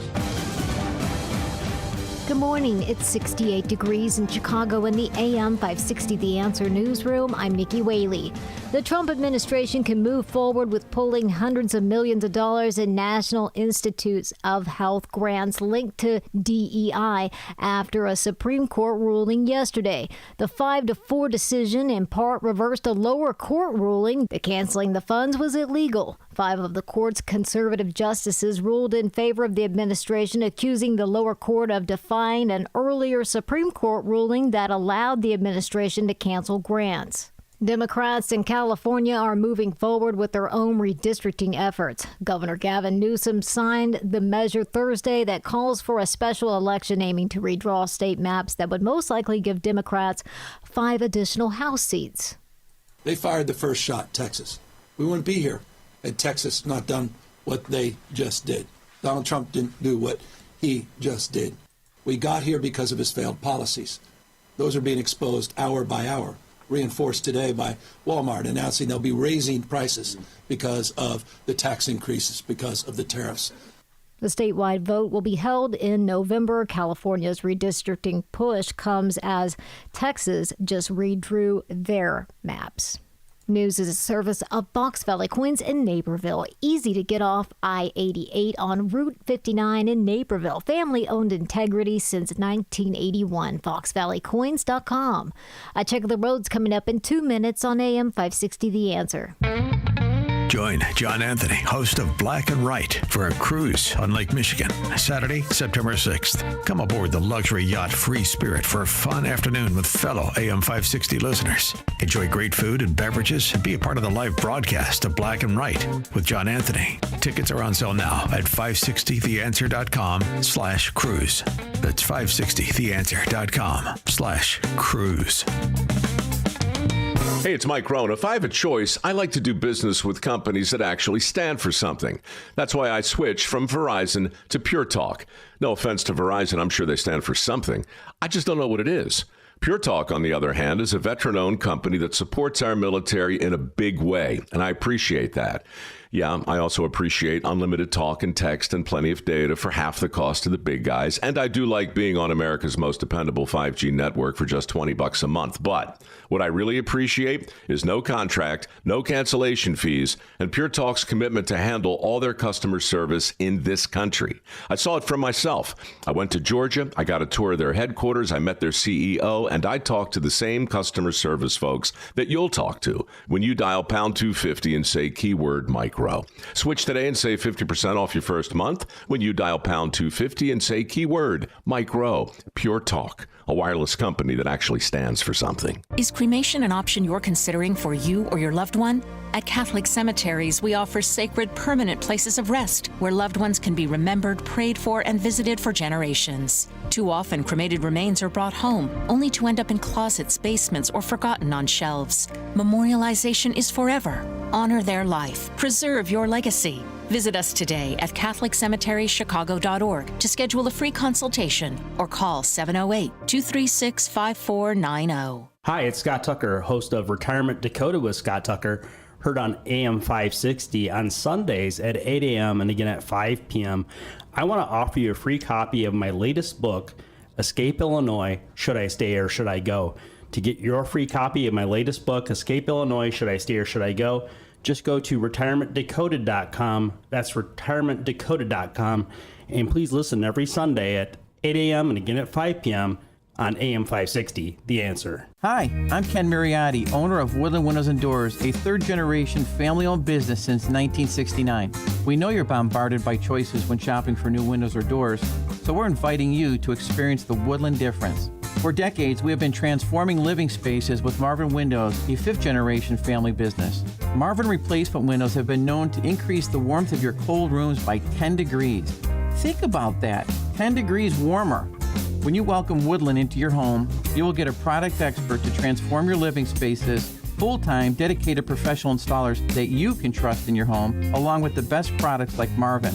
These are the reasons we're proud of our 5-star reviews and family legacy. No gimmicks, no pressure, and upfront pricing are why Woodland Windows and Doors is your trusted window and door expert in Chicagoland. Visit woodlandwindows.com to book your free in-home expert consultation. That's woodlandwindows.com, or stop by our showroom at the corner of Lake and Geary in Roselle. Are you looking to hire? ZipRecruiter finds the best candidate for your job fast. Try ZipRecruiter for free at ZipRecruiter.com/free. ZipRecruiter.com/free.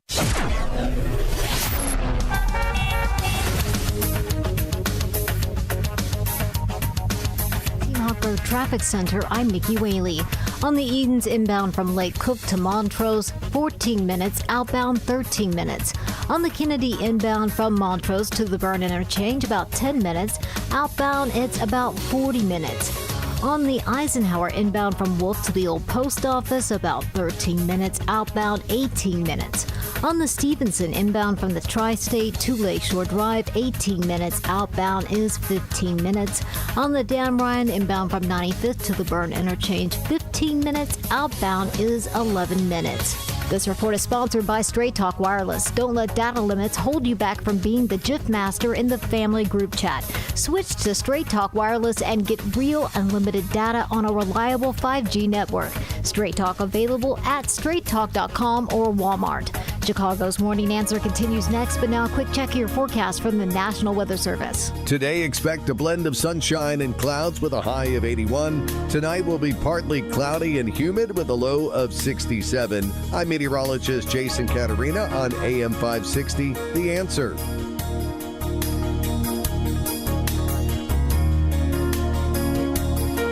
Get the latest weather, traffic, and news updates online at 560theanswer.com.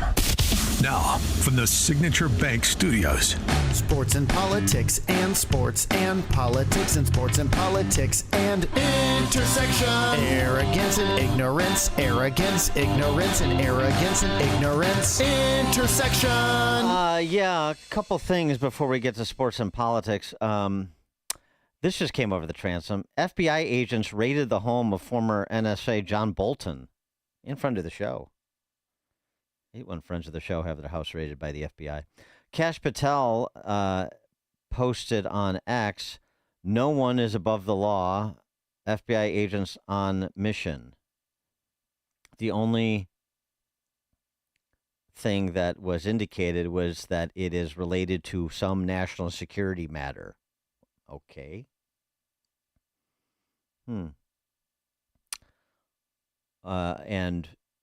The search of Bolton's home involved a national security case that began under the Biden administration, but wasn't pursued until the Trump administration.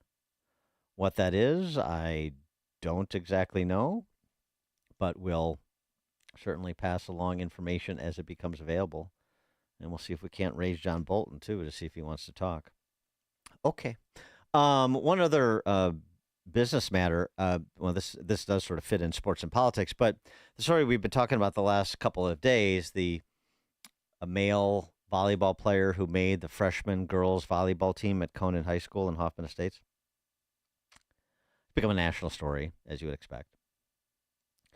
Was the subject of intense comments from, but reasonable and respectful comments from parents at the District 211 school board meeting the other night. There's some rumor that the 6'4" freshman boy on the girls volleyball team at Conant has now quit the team. So if anybody in 211 has information on that to confirm or deny, I'd be interested. Give us a call, 312-642-5600, turnkey.pro answer line. Okay, well, what is it I say about my alma mater?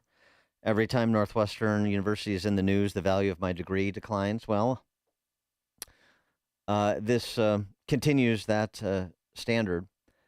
Former Northwestern football coach Pat Fitzgerald has settled his wrongful termination suit with Northwestern University. It was a $130 million lawsuit. The terms were not disclosed. I can't confirm this, but the rumors I heard from people that are close to the sports program there put it in the neighborhood of $100 million to walk away. Not bad.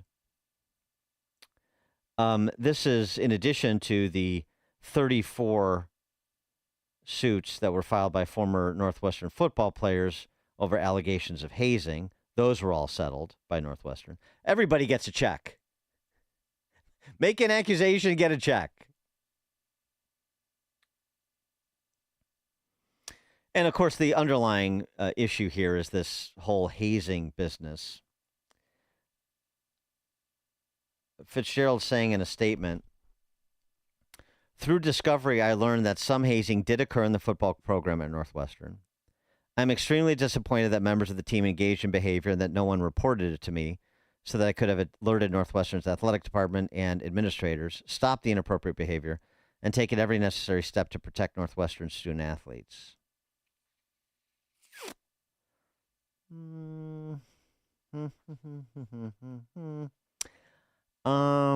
Okay. I'm just going back on the timeline here. July of 2023, July 7th, 2023, to be specific. So Northwestern suspends Fitzgerald for 2 weeks without pay after an independent investigation that was led by Maggie Hickey, who was a former chief of staff to Senator Peter Fitzgerald. No relation, Pat. Concluded that hazing had occurred and that knowledge of these incidents was, quote, widespread across football players, unquote. There was an executive summary release detailing her findings that concluded the coaching staff was not aware of these incidents, but there had been significant opportunities to discover and report the hazing conduct, sort of one of those insinuations of willful blindness. The next day, Daily Northwestern released a story of which two former football players said that Fitzgerald may have known that hazing took place. Graphic allegations of hazing, including the practice of so-called running, where younger players would be restrained by a group of 8 to 10 upperclassmen dressed in various purge-like masks, who would then begin dry humping them in a dark locker room. That is a bizarre form of hazing. I don't know. I didn't play college football, but that's just weird, if true. In the Daily Northwestern article, one of the former players alleged Fitzgerald would make a signal known within the team as the Shrek clap during practices that was associated with the action of running. The Daily Northwestern source said he believed some of the players within the program saw Fitzgerald's signal as encouraging the alleged hazing incidents. He ordered the code red, in other words. So then he's suspended for 2 weeks per this report. Then the spineless, pathetic Northwestern president, Michael Schill, I mean, not just on this matter, but on every matter, he's an embarrassment. Categorical embarrassment. What's happening on campus, on DEI, on anti-Semitism on campus, even though he is Jewish, it's incredible how weak this guy is. So then after this, he demonstrates his weakness, you may remember. He sort of retracts the 2 week suspension, says, I may not be stringent enough. And by the way, the athletic director, all of these profiles in courage at Northwestern, the athletic director is nowhere to be found. I don't know, he's in Ghana with Karen Bass or something. Then the next day on July 10th, so over the course of 3 days, he went from 2 weeks to termination. Schill wrote on July 10th, 2023, the head coach is ultimately responsible for the culture of the team. The hazing we investigated was widespread, clearly not a secret within the program, providing Coach Fitzgerald with the opportunity to learn what was happening. And then, so he gets the door, and then he's been volunteering as an assistant coach at Loyola Academy for the last couple of years. And now he's maybe, upwards of 9 figures to the positive after the ordeal. 312-642-5600, turnkey.pro answer line. I mean, there's a couple of issues here that we discussed at the time. These issues persist. There's always lines. And this requires judgment calls. I mean, razzing and hazing, those are nebulous terms. Sort of eye of the beholder type judgments that need to be made. What constitutes, over the line hazing or razzing in the context of team sports? I mean, there's running that they described as pretty, as I said, weird and sort of perverted. You would think that there would be better judgment on the part of the team captains, the senior players, to you want to haze somebody. I mean, within the bounds of reason. But that's just, I don't know, sort of gross. And the idea that the coaching staff didn't know. I mean, I like Pat Fitzgerald fine, but strains the bounds of credulity to me. Nobody knew anything. But part of it is, too, I'm not sure, there's so many questionable allegations being bandied about. It's hard to know who is being less than completely forthright, if not everybody is being less than completely forthright, which why it's hard to know. I think some of the allegations that were leveled against Fitzgerald were false. I think that backup quarterback from California was one of the people that had an axe to grind with Fitzgerald, as we found out later. I mean, I don't want to get too much into the details, but a little bit of context here. You have players that they're not getting the playing time they want, or they're in the coach's doghouse, and something breaks, and this is an opportunity for them to pile on and essentially strike back against a coach they feel has treated them unfairly in one form or another. I think maybe there was some of that going on.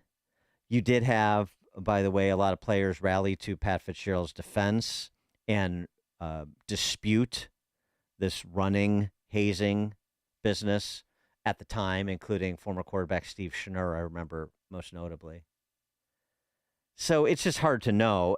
But one of the things that's interesting about Schill's statement at the time, and which is why it's interesting, which is why it's important to go back and remember the timeline and who did what when and who said what when in defense of what they did, is if this was, such a principled move, a move rooted in integrity and protecting the shield, as Roger Goodell might say, protecting the reputation of Northwestern University, being willing to make the tough decisions with a popular coach who had been there for a decade and a half, well, then why would you settle? Now you're going to turn around 2 years later and write a $100 million check? Because it's money Northwestern has and character its leadership lacks. I don't know why Pat Ryan is so enamored with funding everything at Northwestern, because it really has disgraced itself again and again and again over the last, just the last decade. You could go back farther. It disgraced itself when I was there, when there was an effort made to, silence free thought and free speech on campus. Now, the difference is at that time, the professorate and the president, Arnie Weber, rallied to the defense of the best angels of what higher education is supposed to be. But that's not the case anymore. Yeah, I don't know why. But I do know something else. Everybody's getting a check here. The accusers and the accused. Everybody's getting a check. Make it go away. And then they're going to settle with the Trump administration, too, a la Colombia. They'll write another check, and then they'll get on to business as usual. and they'll keep their heads down. They will have learned nothing, and they will engage in the very practices that brought all this disrepute upon them. Again, they'll wait out Trump, or maybe even not. Maybe they'll just get right back to it. Because as I said, it's money they have and character and good judgment they lack. 312-642-5600, turnkey.pro answer line. Bill, Northwest Side. Hey, Bill. Some lawyers got a hold of some of the players and said, "Hey, let's latch onto this. This sounds like a good way to make some money. We can get in. Let's get involved in this." Thanks for the call. I don't dispute the possibility of that. Once a couple of players open the door, then the trial lawyers and the floodgates. I went back and forth. Remember, Pat Salvi, trial lawyer, was on the show, and we went back and forth. A couple of the actual trial lawyers, the plaintiffs' attorneys that were representing players, we went back and forth with at the time, a couple years back. Should have pulled those clips, sorry. But you can go back and look at them. I remember Pat Salvi's one, and it was a good discussion. I mean, he's a smart guy, and he's a talented lawyer. There's no question. But there were some holes in the case of these accusers. I agree with that. Ralph and Rantoul. Yeah, good morning. So I guess under withering cross-examination, when Fitzgerald was sitting in the chair, being peppered with questions about whether or not he really knew and ordered the code red, he looked out at some of the players in there, and some of them really didn't get a lot of playing time. And just like Nicholson, he just, through gritted teeth, said, "You can't handle the ball." Yes, it was thanks for the call, Rav. A dramatic moment that never was, because, of course, it never went to court, and we all knew it wouldn't. It's news, opinion, insight. This is Chicago's Morning Answer on AM 560. The Answer. Hey, this is Sean Thompson. You know, there's an old joke about Uncle Sam's tax short form. The first line says, "How much did you make?" The next line says, "Send it in." Sadly, that's not funny at all for honest people who pay taxes. But that's exactly what a lot of people do in their retirement. They take money out of their 401k and their IRA, and they send it into the IRS. Tom Fortino of Alpha Wealth Group believes there's a better plan for your retirement than Uncle Sam's plan of send it in. What if your current plan includes thousands of dollars in unnecessary taxes and fees? What if you're headed for higher Medicare payments, lower Social Security checks? What if the savings you may realize allows you to retire even earlier? Wouldn't you want to know all of that right now? Call Tom Fortino and the team at Alpha Wealth Group and find out today. Call 630-864-6711. The number again, 630-864-6711. You can also visit alphawealthgroup.com to schedule your no-obligation consultation. Chicago businesses, you can't afford to be down. You don't have time to wait for IT support. You need one company that does IT well and does it right. Meet Access One, your local Chicagoland IT experts. Access One has been powering Chicago businesses with secure, reliable IT solutions for over 30 years from our headquarters right here in the West Loop. Whether it's VoIP phones, dedicated internet, managed cybersecurity, cloud backups, or 24/7 support, Access One is here for you. Chicago owned, Chicago run, and serving thousands of companies from Naperville to the North Shore. Access One is the trusted IT partner for law firms, clinics, tech startups, to manufacturers. Rated top 5% in customer satisfaction and a Better Business Bureau A+ rated business. Access One is your one vendor for everything tech. Let's talk. Call 800-804-8333 or visit accessoneInc.com. That's accessoneInc.com. Tech made personal, locally. Wow. At the time of this being written, both gold and silver are up some 40%. That's 40% in just 1 year. In fact, this past year, gold has broken all-time historic records by hundreds of dollars an ounce. And unlike all other financial instruments used today, that historic record goes back thousands of years. In times like these, prices have never been better on most collector and gold coins. Fox Valley Coins in Naperville is trying to keep up with demand. So they're paying paying the most ever on not only most gold coins and bars, but also those old coin and paper money collections. They're especially looking for the scarcer dates and higher grade coins. Take advantage of the record high market price and our huge demand now, whether you're buying or selling, or just want to find out their worth. Fox Valley Coins is the place to go. Fox Valley Coins is on Route 59, just one light north of I-88 at the Naperville-Warrenville border. Family-owned integrity since 1981. AM 560, The Answer.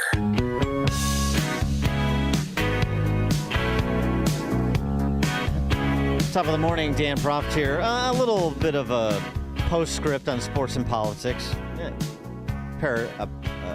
Facetious postscript, but postscript nonetheless. You know, back in the day, I know we're some talk about the rebranding of Cracker Barrel, the rebranding of MSNBC, you know, all these corporate marketing whizzes. But back in the day, there were, and you know, before Dylan Mulvaney, people at Bud Light had real insight. They presaged what we are now experiencing today. Don't believe me? Think of those Vikings cheerleaders and remember this classic from 1998. Today we salute you, Mr. Male Football Cheerleader. Mr. Male Football Cheerleader! Real men don't just play smash-mouth football. Real men turn cartwheels and somersaults on the sidelines, tucked safely away from the action. Don't touch me now. 4th down and inches. The game's on the line. It all comes down to you. Will you call for a perky pyramid or a peppy line dance? Get on my shoulders. Knock 'em back, all the way to Hackensack. So grab an ice-cold Bud Light, Mr. Male Football Cheerleader. You may never score a touchdown, but you're peppy. Yay! That's gotta count for something. Mr. Male Football Cheerleader. Bud Light beer, Anheuser-Busch, St. Louis, Missouri. Yeah, rah-rah, sis boom ba. It's so good. Really good. Coming up at 7:07, we're going to turn our attention back to removing people in this country who pose public safety threats and who are here illegally.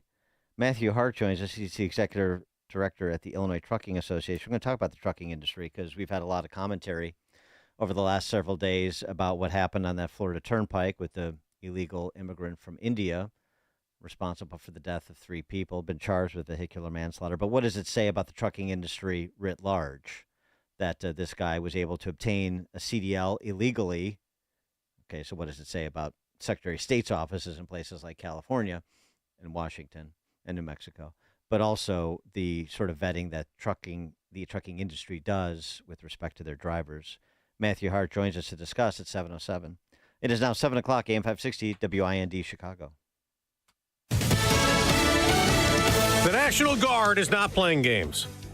I'm Dave Anthony, Fox News. President Trump in a post on Truth Social saying he's making Washington, D.C. safe again. It's like a different city. It's the capital. It's going to be the best in the world. He said that to the troops he met yesterday, bringing in pizza and burgers. He also, in that post, called false and inaccurate police statistics that D.C. leaders have cited, showing violent crime had been dropping before he took action. President Trump said the crime crackdown has yielded incredible results, and the Metro Police Department confirmed that there has not been a murder in the nation's capital since August 13th. Fox's Jackie Heinrich at the White House. Law enforcement officials have made 630 total arrests. 1 missing child was recovered, 86 firearms were seized, and also 251 people who were in the country illegally have been arrested since August 7th. The federal judge has ruled the Alligator Alcatraz illegal immigration detention center in Florida should close within 60 days, ordering no more migrants be sent there. Governor Ron DeSantis vowing to appeal. The Center for Biological Diversity, one of the plaintiffs in this case, stating this brutal detention center was burning a hole in the fabric of life that supports our most iconic wetland and a whole host of endangered species, from majestic Florida panthers to wizened wood storks. Joe Roach with WSVN-TV. The FBI is at John Bolton's house right now in Maryland, conducting a raid and a search for potential classified documents. Bolton was a national security advisor in the first Trump administration, but he's been very critical of the president. Bolton's security clearances were stripped earlier this year by President Trump. Tulsi Gabbard, the director of national intelligence, took that security clearance away. They had concerns. The administration had concerns about Ambassador Bolton still being able to access some of these documents. Fox's David Spun. Bolton is not in custody. The Texas Senate may vote today to finalize a congressional redistricting that could give Republicans 5 more House seats in next year's elections. California is countering that with a plan that could give Democrats 5 more seats. America's listening to Fox. Good morning. It's 69 degrees in Chicago in the AM 560 The Answer newsroom. I'm Nikki Whaley. The transportation officials are transferring $74 million from PACE and Metra to the Chicago Transit Authority to delay service cuts next year in Chicago. Regional Transportation Authority Chairman Kirk Dillard spoke after the RTA's Board of Directors voted yesterday to reallocate the funds to the CTA's 2026 budget. It pushes off the fiscal cliff and makes sure that people can get to work and school and to their doctor's appointments or whatever else they use the CTA for. The move will delay the potential 40% cuts to CTA service by 2 or 3 months. The RTA is asking the state to plug an estimated $700 million combined budget deficit in 2026 for the CTA, Metra, and PACE. Tensions are high as parents express their concerns about a transgender student who made the girls' volleyball team at Conant High School in Hoffman Estates. Members of the public showed up to a school board meeting for the school district's 211 Wednesday night to voice their opinions about the transgender student athlete. Would you want your daughter to compete against a boy who is 6'4"? Would you be happy if a boy secured a spot on the team meant for your daughter? The meeting got so heated that police escorted a woman in the audience from the room.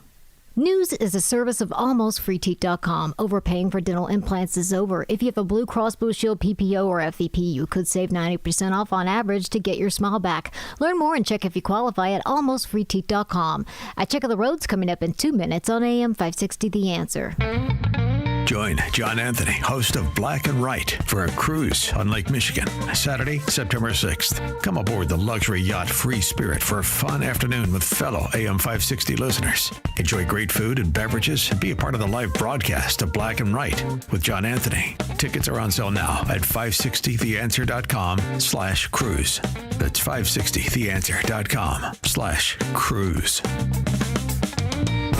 You're great at protecting your own personal information. You probably even use things like two-factor authentication, strong passwords, VPN. But as much as you try to be in control of how your information is protected, there's lots of places that also have it. That's why LifeLock monitors millions of data points every single second for identity threats. If your identity is stolen, a LifeLock specialist is going to help solve the identity theft issues, guaranteed, or your money back. Save up to 40% off your first year with the promo code Beck at LifeLock.com. Terms apply. Hey, it's Mike Rowe, and if you want to do business with a company that actually stands for something, switch to Pure Talk. I did. Sure, I appreciate being on America's most dependable 5G network with unlimited talk and text for just $20 a month. But what I really appreciate is Pure Talk's commitment to our military and to our skilled workforce. That matters to me. Save 50% off your first month when you dial pound 250 and say keyword Mike Rowe. Pure Talk, a wireless company that actually stands for something. Hi, I'm Ken Mariotti, owner of Woodland Windows and Doors, a third-generation family-owned business since 1969. We know you're bombarded by choices when shopping for new windows or doors, so we're inviting you to experience the Woodland difference. For decades, we have been transforming living spaces with Marvin Windows, a fifth-generation family business. Marvin replacement windows have been known to increase the warmth of your cold rooms by 10 degrees. Think about that, 10 degrees warmer. When you welcome Woodland into your home, you will get a product expert to transform your living spaces, full-time, dedicated professional installers that you can trust in your home, along with the best products like Marvin. These are the reasons we're proud of our 5-star reviews and family legacy. No gimmicks, no pressure, and upfront pricing are why Woodland Windows and Doors is your trusted window and door expert in Chicagoland. Visit woodlandwindows.com to book your free in-home expert consultation. That's woodlandwindows.com, or stop by our showroom at the corner of Lake and Geary in Roselle. From the Team Hochberg Traffic Center, I'm Nikki Whaley. On the Edens inbound from Lake Cook to Montrose, 16 minutes. Outbound, 14 minutes. On the Kennedy inbound from Montrose to the Burn Interchange, about 14 minutes. Outbound is about 16 minutes. On the Eisenhower from Wolf to the Old Post Office, 20 minutes. Outbound, 19 minutes. On the Stevenson from the Tri-State to Lakeshore Drive, 20 minutes. Outbound is 18 minutes. On the Dan Ryan inbound from 95th to the Burn Interchange, 15 minutes. Outbound is 11 minutes. Traffic is a service of Team Hochberg. They've helped thousands of AM 560 listeners with the best rates and service. Let Team Hochberg help you by visiting 56david.com or call 855-563-2843. That's 56david.com, lower.com, equal housing lender, NMLS 1124061. Chicago's Morning Answer continues next, but now I check your forecast from the National Weather Service. Today, expect a blend of sunshine and clouds with a high of 81. Tonight will be partly cloudy and humid with a low of 67. I'm meteorologist Jason Caterina on AM 560, The Answer. Get the latest weather, traffic, and news updates online at 560theanswer.com. Now, from the Signature Bank Studios.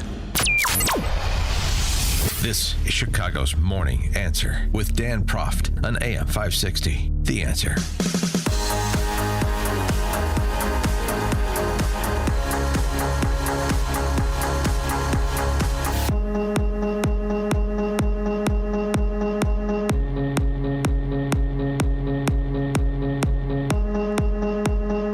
Top of the morning, Dan Proft here. The trucking industry is being discussed these days because of this terrible incident that occurred in Florida that we've talked about quite a bit this week. Illegal immigrant from India illicitly obtaining a CDL license, being employed by a trucking outfit in Florida, and attempting an illegal U-turn in the middle of a Florida turnpike that led to a minivan crashing into his trailer and killing 3 people. The individual, the driver, has been charged with 3 counts of vehicular homicide, vehicular manslaughter. But, of course, this has prompted questions about not just Secretary of State's offices in states like California and Washington and New Mexico, which all passed this guy along, apparently, but also what the trucking industry does to vet their truckers, their drivers. To discuss that with us, as well as other issues specific to Illinois, please be joined by Matthew Hart, the Executive Director at the Illinois Trucking Association. Matthew, thank you for joining us. Appreciate it. Morning, gang. Great to be with you. So, tell us about sort of industry standards and how someone like this individual from India could slip through the cracks the way that he did. Yeah, there are cracks, and unfortunately, people slip through. And unfortunately, we've seen the result of this, and this has happened before. But this is probably one of the first times where we have camera footage to unfortunately show just how dangerous highways are. And that's one thing that I think a lot of people forget is just how dangerous it is when you're on the highway and you are traveling at speeds of 55, 65, 70 miles an hour, maybe more. 95, 100 in my case.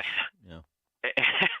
but it truly, and we take that for granted because the engineering of our roads, the engineering of our cars has gotten so much better.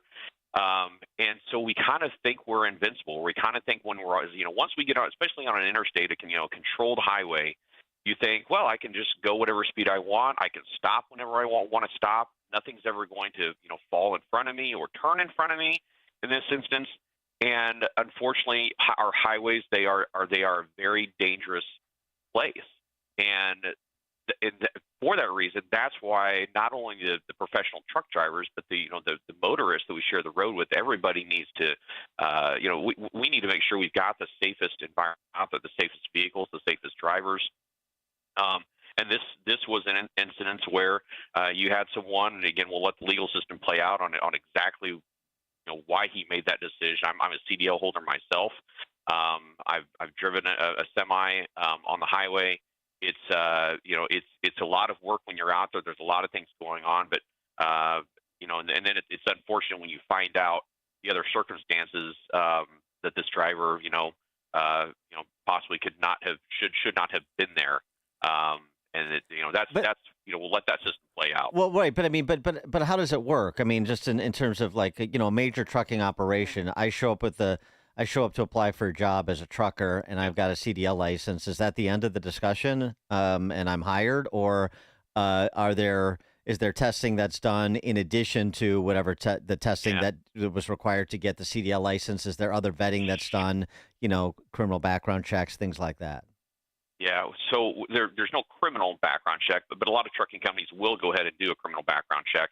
But there is, you're searching the history. If states have properly entered any data from, if you got a ticket in another state, let's say you're a professional truck driver and you had a speeding ticket in Wyoming, assuming that Wyoming system got their ticket, uploaded into the Federal Motor Carrier Safety System, then we have access to that. But, there sometimes not all of that data gets pushed into the FMCSA portal. Every trucking company should be checking that FMCSA portal, and I don't think every trucking company does. But then also there is drug and alcohol testing, and I'm in a program that regularly tests for drugs and alcohol. Every truck on the highway that's over 26,001 pounds, those people have to pass a pre-employment drug test, and they have to be randomly tested for drugs and alcohol. But just going back to that portal, the database that you're talking about. So does that database have things like this guy in question that we've been talking about, the incident in Florida? So he's arrested at the border by Border Patrol in, I think, 2017 or 2018 at San Ysidro, California. And he is, the case is adjudicated by an immigration judge. He's basically bonds out for $5,000. Does that event, is that event registered in terms of knowing whether somebody is in this country legally or illegally for an employer like a trucker? Not on the FMCSA portal. The only thing you're going to see there is what we call DOT reportable crashes. So that's where if there was a crash involving the truck, and there's certain criteria for, but basically it's if there's a crash on the highway. That's what should be showing up on the FMCSA portal. But if it's not a DOT reportable accident, we don't have access to that information. What about E-Verify or other ways to check? I mean, I assume the trucking industry, like a lot of industries, you have people in this country illegally that this is a pathway to a decent, good-paying job, without having to go through years of education necessarily. And so it's something that you would be on the lookout for, right? Absolutely, and you're exactly right, because it is a great pathway to business ownership. It's a great pathway to prosperity, for all immigrants, and we have a lot of legal immigrants who have done that and have grown great trucking companies, especially in the Chicagoland area. It's a great place to come and live the American dream. It truly is. But there has to be a balance of, the people who are doing it the right way, the people who have gone through all the processes and paid all the costs and done everything right, shouldn't be overshadowed by, unfortunately, this individual who, at least initially appears he didn't go through those steps. And that's, it is, but you've got to do the verification along the way. And that's where, if you run a small trucking company and your name's on the side of that door, you want to do everything that you can to make sure that you're putting good people behind the wheel. And most trucking companies do that. I know our members do at the Illinois Trucking Association, but it's a hard balance when you don't have access to all of the information to make wise decisions on putting people on the highway. Right. So, I mean, I stipulate to all that. So the question, I guess, is, from an industry perspective, what would you like to see? What would make it easier for you guys to be more constructively engaged in preventing the sort of thing that happened on that Florida Turnpike and the sort of driver who was behind the wheel in that moment? Yeah, I don't know all the details, all the background details yet of what's going on in Florida, but I can tell you, we rely heavily on the Federal Motor Carrier Safety Administration. We rely heavily on them making sure that the people, when they're applying for an FMCSA or a U.S. DOT number to start a trucking company, that they are being audited and they've at least gone through their introductory audit. that they are doing everything properly, that they know about the regulations. That's another thing. It's just knowing all the regulations involved in running a trucking company. Yeah, but I'm not talking about just starting. I mean, of course, we're not just talking about starting a trucking company. We're talking about just driving for a trucking company. I mean, we're talking about trucking specifically, but I mean, this is a conversation for all sorts of sectors. How can the trucking industry, what can they do or pressure the government to do such that they can do a better job of vetting to make sure they're hiring people who are not here illegally, period? Yeah, and I'll turn to Texas because we did have this happen in Texas. What a good friend of mine runs the Texas Trucking Association. What they began to notice down there is they began to notice there were CDL holders in Texas who had a Mexican CDL, but because of the proximity to Texas and into Mexico, the law enforcement officers there knew about the different geographic areas of Mexico, and they could tell when they pulled someone over and their license said they're from Guadalajara, they'd say, "You don't have a Guadalajara accent." And that led into an investigation in Texas where they discovered that a string of fraudulent CDLs, and that led to some changes in Texas. We've talked to the Illinois Secretary of State here as well to make sure that we are making sure that we don't have fraudulent CDLs, and making sure that those, verifying that those are valid CDLs, and making sure that people go through that. But again, that a lot of it goes back to enforcement, right? You've got to continually be checking and making sure there aren't people getting fraudulent CDLs and then working at trucking companies. Yeah, well, the problem, of course, is that Secretary of State Ali Giannoulias and the rest of the power structure in this state are all sanctuary state proponents. So, I mean, on the one hand, you want to talk about road safety. On the other hand, you have a bunch of people that say people that live in Illinois or in this country illegally should be essentially treated like they're American citizens. I mean, that's what I get from Pritzker, and Giannoulias is just an echo chamber for that. So, I mean, it just seems to me that, and I understand, you're in a politically sensitive position with the industry and the political leadership such as it is. But, I mean, we're talking out of both sides of our mouth in this state when we're talking about, let's make sure that we don't have people on the road behind, these massive, behind the wheel of these massive trucks who don't know what they're doing here illegally, don't speak the language, don't understand all the road signs. But on the other hand, you have political leaders that say that, well, all that's just fine and dandy, basically, because we don't want to do anything to aid and abet the enforcement of immigration laws. So the net of it is lip service from politicians and maybe lip service from some of these industries. But we got a real problem that I think was highlighted by what happened on that Florida Turnpike. And, you hope we don't have to have another Ricardo Guzman incident that I talked about earlier in this week with the Willis kids, as I'm sure you remember, before, some people in this state get serious about it. Yeah, I mean, at the end of the day, we need the safest people on the highway, right? I mean, that's what I talked about earlier. It's highways, we just sometimes take it for granted that we've gotten in our cars for years and had no problems. But it is imperative that we have the safest people driving not only those commercial vehicles, but also, the automobiles that we share the lane with, because most of our crashes that involve trucks, 8 out of 10 times when there's a crash involving a truck, 8 out of 10 times the fault is not the professional truck driver, it's actually the automobile driver. We got to make sure that we've got people that, are committed to safety and are committed to being on the road. And if they're not, we don't want those people having a license. We don't want them on the highway.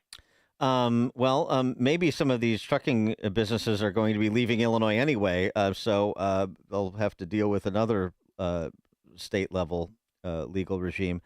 I'm referring to the passage and the signing of Senate Bill 328, which exposes the trucking industry and others to, more rapacious trial lawyers, which is, of course, the part of the important constituency of that same political power structure I just mentioned. But tell us about the impact that that legislation, that law now is going to have on the trucking industry. Yeah, we're disappointed. We certainly were hopeful, and we certainly asked the governor to veto that legislation. And Dan, I'm sure you know, but I just want to remind the listeners that the meat of this bill aside, the way this bill was presented, the way it was introduced on May the 30th, the day before adjournment, and how it was run through the House and the Senate, literally in about 48 hours. That's when we just step back and go, you know what, did this get the real process that it needs? Because in Illinois, we got a process where bills should be read 3 times in the House, 3 times in the Senate. There should be plenty of opportunity for everyone to weigh in. And it's when we see legislation like this, and I believe I've been told there were, 24 bills that did this in the final days of session. We need to step back and say, is this the best way to legislate? Maybe we should have, let's introduce this bill in January. Let's have a discussion, and maybe the meat of this bill, maybe we could have improved it. But you're not given the chance to do that when a bill is dropped 48 hours before adjournment, and it's run through, both chambers of the House and the Senate. No one else does this. New York and Pennsylvania have done it. New York's governor vetoed it when they did it in New York. And so, this is not something that should be run through the General Assembly in 48 hours. Yeah, well, we don't like to have uncomfortable discussions in Illinois. So let's just move things quickly along before anybody gets too exercised. But tell us what the legislation does. Be specific. Yeah. So our biggest concern from the trucking industry, and it affects way more than the trucking industry, but it creates almost this general jurisdiction for out-of-state companies. So pretty much, and again, if you're in the trucking industry, you're probably driving through Illinois at some point, right? Mm-hmm. And so this exposes almost all of the trucking companies in America that you possibly could be subject to a lawsuit. And even though the lawsuit, maybe the incident happened in Wyoming, but you travel through, the Chicagoland area once a month transporting goods, and now you can be dragged into court in Illinois for something that you did in Wyoming, even though you're not an Illinois trucking company. The incident happened in Illinois. This greatly expands the concept of general personal jurisdiction, and that's really our concern from the trucking industry, and I know the other business organizations and industries have their concern, but for us, that's a big one. And what the message it sends to trucking companies is, if you want to avoid this, don't locate your trucking company here. Avoid Illinois as much as you can, and that's what we don't want to send. We want trucking companies here. We have 47,000 trucking companies in the state. These are good-paying jobs. $60,000 a year with no college education is the average. That's the average. We should be encouraging more trucking companies to come here, not passing legislation that discourages trucking companies from coming here. Yeah. Well, the trial lawyers need to eat. Matthew Hart, Executive Director, Illinois Trucking Association. Matthew, thanks so much for joining us. Appreciate it. Thanks so much. And you join us on the Turnkey.pro answer line. The stories you need to know to start your day. This is Chicago's Morning Answer on AM 560. The Answer. A large retail store just canceled a huge order, leaving MyPillow with a ton of extra MyPillows. But you know what? That's their loss and your gain. MyPillow is offering the Classic Collection for wholesale prices. Only $19.98 for a standard MyPillow. But it gets even better. For a limited time, they're going to offer the entire Classic Collection at wholesale prices. Get queen-size MyPillows for just $24.98. Upgrade to king-size for only $29.98. Get the body pillows for $39.98. And the multi-use MyPillows for only $12.98. So go to MyPillow.com and use promo code LIBERTY or call 800-489-0201 to take advantage of wholesale pricing and receive $100 in free digital gifts when your order is $75 or more. That's right. Get the standard MyPillow for only $19.98. So go to MyPillow.com or call 800-489-0201 and use promo code LIBERTY. That number again is 800-489-0201. Promo code LIBERTY. Signature Bank is Chicago's fastest growing independently owned business bank. It's a bank that cares about your business and is invested in your success. I'm Dan Proft, and I know this because Signature Bank is my business bank. Hi, I'm Chris Johnson, CEO of Classic Cinemas and proud customer of Signature Bank. We are a local family-owned business that is known for free refills on all sizes of popcorn, soft drinks, and ices. With over 9,000 heated recliners in 16 locations, we marry the traditions of the past with today's state-of-the-art technology. Throw in a 30-minute guarantee and an after-movie mint, and you have the perfect night out. As we strive to make every guest our priority, Signature Bank does the same with their customers. The team at Signature Bank is interested in taking my company forward. They have all the resources and solutions of the big banks, but they customize their offerings to meet my business needs. The customer always comes first with Signature Bank. Signature Bank helps local businesses succeed. Let Signature Bank turn your business vision into reality. Visit signaturebank.bank. Member FDIC, equal housing lender. Are you turning 65 and thinking about Medicare? Or Are you over 65 and haven't enrolled yet because you still have coverage at work? Either way, Medicare done correctly will be the best health insurance you will ever have. Imagine having an annual deductible of only $257. There are only two good things about aging, wisdom and Medicare. But to navigate the Medicare maze properly, you need a mentor. Best part? My guidance costs you nothing. Call me. I can help. If you're tired of calling a bureaucrat at an 800 number to help you navigate Medicare, then you need a local expert on your side. Your own health insurance mentor. C. Stephen Tucker from healthinsurancementors.com is someone I know and trust. He's a 30-year licensed broker who's been educating our listeners for more than a decade. Steve, how can our listeners get in touch with you? Thanks, Dan. They can visit healthinsurancementors.com or call me directly at 630-674-1551. That's 630-674-1551. When it comes to industrial coating and finishing, cutting corners isn't an option. That's why leading manufacturers across the Midwest trust DND Industrial Coatings in Racine, Wisconsin. From powder coating and liquid painting to blasting and custom finishing, D&D Industrial delivers top-tier protection and performance, fast, precise, and built to last. With over 40 years of experience, ISO-certified processes, and state-of-the-art lines, D&D handles everything from OEMs and petrochemical to agriculture, marine, construction, medical, and government specs. Family-owned, nationally trusted. Whether it's a short run or high volume, your parts are in expert hands, finished on time and finished right. Visit them today, ddindustrial.net. Again, that's ddindustrial.net. Or call them at 262-637-0686 to get your custom quote today. Again, that's 262-637-0686. D&D Industrial Coatings. Engineered to protect. Finished to impress. AM 560, The Answer.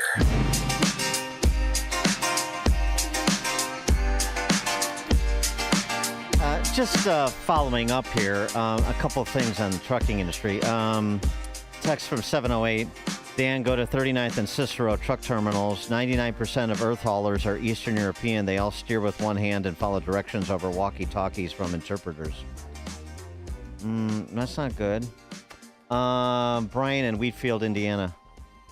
Hey, Dan, I witnessed at a CDL training facility where you get your CDL that they were training the drivers to pass the test.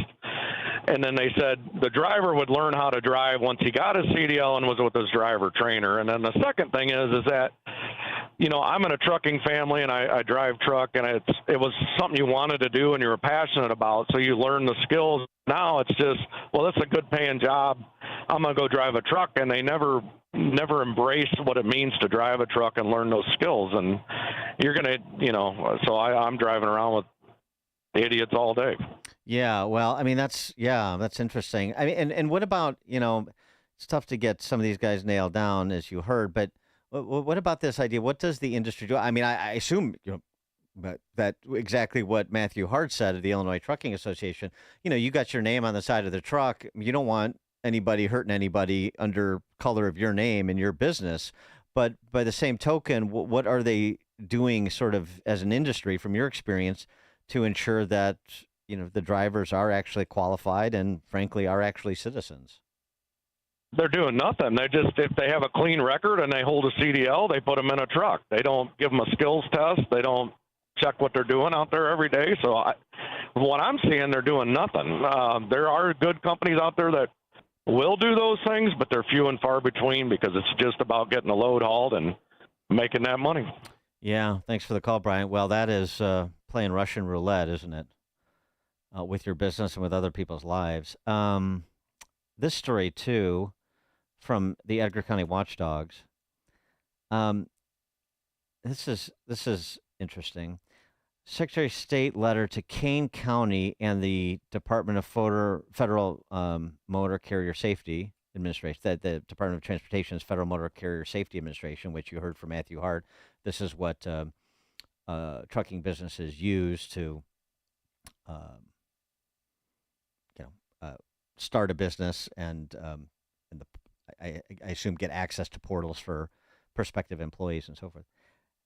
They alleges that, but this letter from the Secretary of State's office alleges that Kane County unlawfully masked convictions of a CDL holder who was later involved in the death of a DeKalb County sheriff's deputy.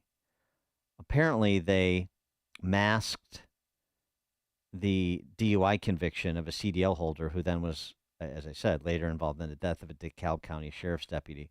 This is a developing story because there are FOIAs that are still awaiting, for which the Edgar County watchdogs are still awaiting response, specifically from the Department of Transportation. But so this, and I understand that the individual whose DUI conviction was masked by Kane County, someone in Kane County government, allegedly, is a citizen. But that's not the point. The point is whether or not you have a system of oversight that is working properly for all parties concerned.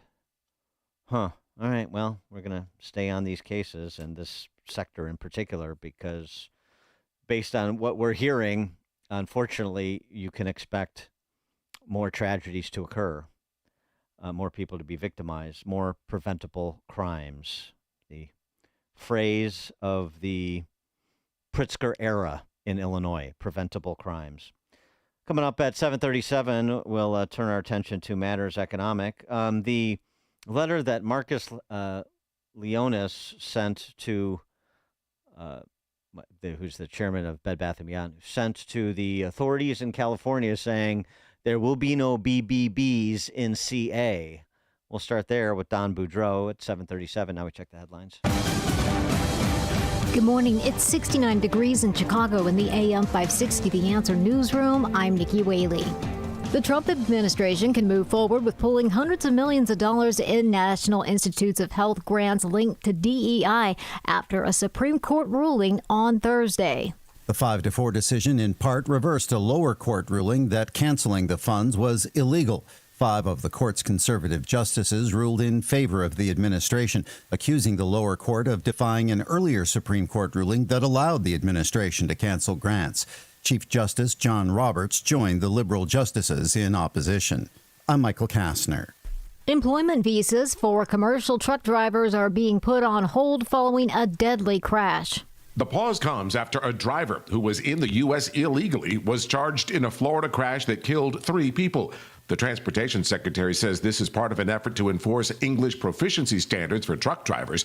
On X, Secretary of State Marco Rubio said the increasing number of foreign drivers operating large tractor-trailer trucks is endangering American lives. I'm Rory O'Neill. And Eric Menendez has been denied parole. California parole officials issued their decision Thursday night.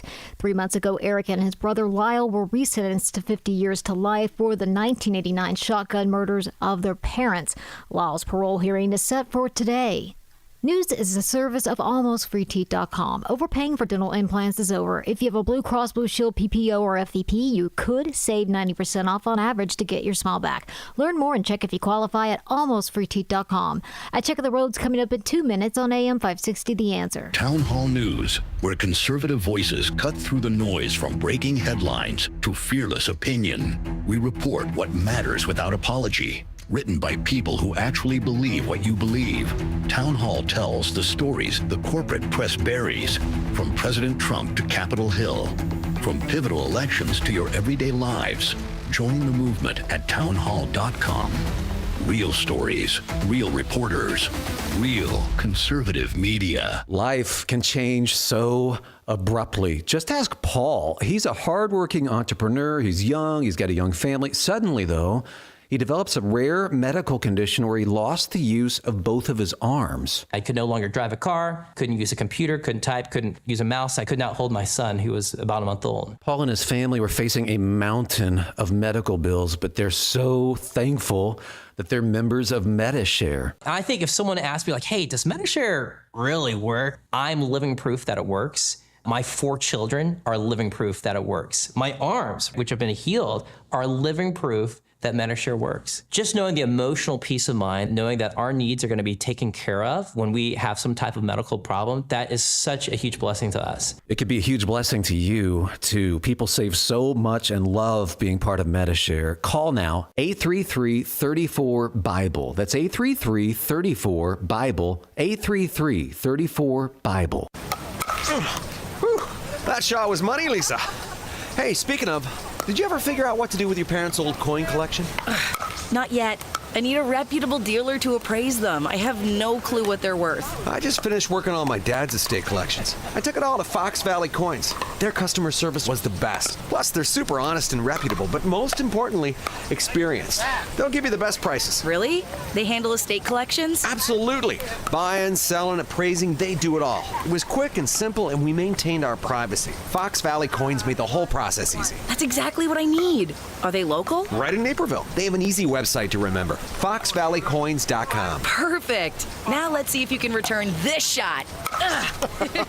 Whether buying or selling or just want valuation, Fox Valley Coins is your trusted gold and silver dealer. Visit Fox Valley Coins, 1 light north of I-88 on Route 59 at the Naperville-Warrenville border. FoxValleyCoins.com. Family-owned integrity since 1981. Are you looking to hire? ZipRecruiter finds the best candidate for your job fast. Try ZipRecruiter for free at ZipRecruiter.com/free. ZipRecruiter.com/free.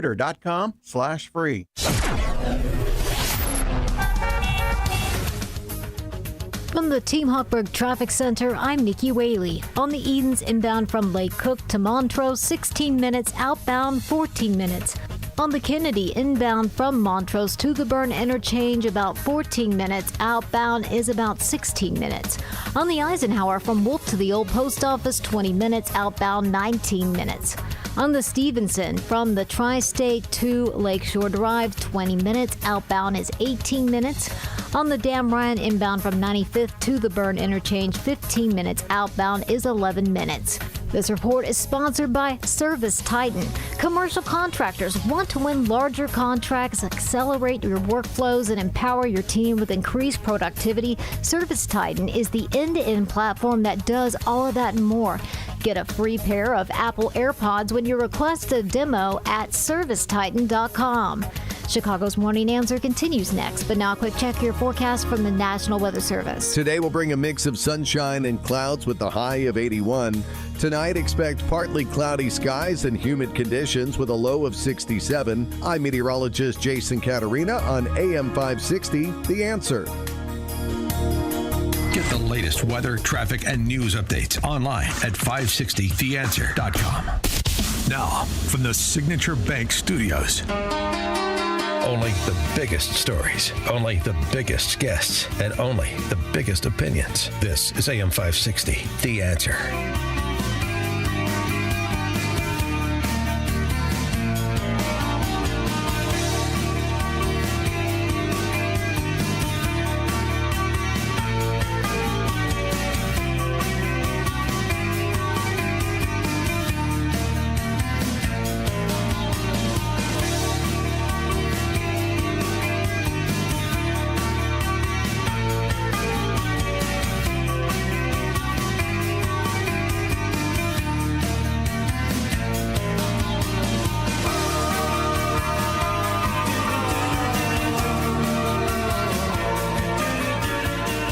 Top of the morning, Dan Proft here. Marcus Lemonis is the executive chairman of Bed Bath & Beyond. He issued the following statement. We will not open or operate retail stores in California. This decision isn't about politics, it's about reality. California has created one of the most overregulated, expensive, and risky environments for businesses in America. It's a system that makes it harder to employ people, harder to keep doors open, and harder to deliver value to customers. The result? Higher taxes, higher fees, higher wages that many businesses simply cannot sustain, and endless regulations that strangle growth. Even when the state announces a budget surplus, it's built on the backs of ordinary citizens who are paying too much and businesses who are squeezed until they break. At Bed Bath & Beyond, our responsibility is for our customers and shareholders. We will not participate in a system that undermines both. We're taking a stand because it's time for common sense. Businesses deserve the chance to succeed. Employees deserve jobs that last. And customers deserve fair prices. California's system delivers the opposite. That's why Bed Bath & Beyond will serve California customers directly through the website on our terms and with their best interests at heart. Okay. Could you cut and paste this letter and just insert Illinois, send one in the direction of Governor Pritzker, insert New York, send one in the direction of Kathy Hochul, insert New Jersey, send one to the attention of Phil Murphy, and so on and so forth. For more on the economics of operating in states that are dominated by Marxian enthusiasts, please be joined by Don Boudreau, American economist, author, professor, co-director of the program on the American economy and globalization at the Mercatus Center at George Mason University. Don, thanks for joining us again. Appreciate it. It's my pleasure. You know, you were reading that thing by the Dead Dance Beyond guy. I was reminded, but my brother lived in California for 30 years, 35? 30 years. And he ran a little construction company. He owned a little construction company. It wasn't Dead Dance Beyond, of course. And his wife is from L.A., and they love California. A few years ago, they moved to Tennessee because my brother, one of the main reasons my brother couldn't run his company anymore. The regulations were too stiff. The taxes were too high, and even his L.A. native wife wanted to get out. And I visited them in Tennessee a few months after they moved there. This is like 2021, 2022. I'm driving around Nashville, and I saw a yard sign with a picture of Gavin Newsom on it, and it said, "Congratulations, Gavin Newsom, Realtor of the Year." Yeah, right. Tennessee. Right. Yeah, no, we've got the same thing here, of course, because Illinois even outpaces California on a per capita basis in terms of the flight from Illinois of productive people. But it's really something because at least according to the horse race polling right now, and maybe it's just because of name ID generated by trolling Trump on social media, which doesn't amount to very much that's compelling, I would think. But Gavin Newsom is the leader in the clubhouse for the nomination of the Democrat Party in 2028. Heaven help us, and heaven help the Democrats. That's just not. I'm not a political predictor, Dan, but I just can't imagine that Gavin Newsom's going to play well in the American heartland, and he's going to need to win the American heartland if he has any hope of gaining the presidency. And he's got too much of a bad track record in California. Same thing, by the way, with your governor, if he has any pretensions to the White House. Yeah. Oh, he does. Yeah, it's the same story. And I don't know that when we've had you on the show multiple times, you've really gotten into it, but I mean, do you have perspective on these big urban centers, the Chicagos and the LAs and the New York Cities, particularly if Ma'am Donley wins and he's lapping the field right now? You know, what is the future of these big cities with different names pursuing the same policies, state-run grocery stores and government housing and rent control and higher taxes on work and productivity and open-ended blank checks to government school systems and the like? Yeah, and cheering the murder of corporate executives on top of it all. You're a Chicagoan, Dan, and I don't think Chicago's fared very well under its recent run of mayors and the current guy. It's just not good. I mean, you as the Bed Bath & Beyond president or CEO said in the letter that you read, when you make it impossible or overly difficult for productive people to stay in your vicinity, you're going to run them out of that vicinity, and you're going to be left with unproductive, predatory people. By predatory people here, I mean mostly people who predate through the government. They want to tax the productive people. They want to regulate the productive people, and that just runs productive people away. And so it's bad. These cities are going to decline, at least relative to how they would otherwise have performed. Cities are great engines of human creativity and entrepreneurial energy, but at some point, they can only take so much abuse, and that abuse will help to destroy them. Well, I saw John Catsimatidis on, I think it was a Fox Business show. Catsimatidis, who's I think a billionaire, entrepreneur, grocery stores, maybe construction too. I can't remember. But anyway, he made mention, New York City already has, on top of the state income tax, on top of the federal income tax, has a 14% top marginal rate in New York City for a city income tax. I think that's right. Yeah. And which is just astounding. And he said, look, for all this eat the billionaires rhetoric coming from Mamdani and his supporters, so many elected officials in New York, the AOCs of the world, The top 1% of New York City residents pay 48% of all the taxes that New York City receives. So, income taxes that New York City receives. So, I mean, you want to chase the 1% out, you're going to have a hole in this utopian spending you want to do that you're completely unprepared for. Yeah, well, it's Margaret Thatcher famously and correctly said, the problem with socialism is that eventually you run out of other people's money. and you do. And you do. Fortunately, there is in the U.S., there are states and locales that treat productive people better. And so people, productive people vote with their feet, as my brother did, as Bed Bath & Beyond is doing, and going to where they're treated better. And that's a good, hopefully that will work one day as a check on these socialist enthusiasms of people like Mandani. But it's not working now. They're just delusional, Dan. I don't know what these people think. They think that there's this gigantic store of idle wealth sitting in some big warehouses somewhere, being hoarded by rich people, and they're going to go in and take it and make life better for others. And it's a total misunderstanding of the way market economies work and why people are wealthy. The vast majority of billionaires in America, multimillionaires in America today, they got that way because they're productive. They produced.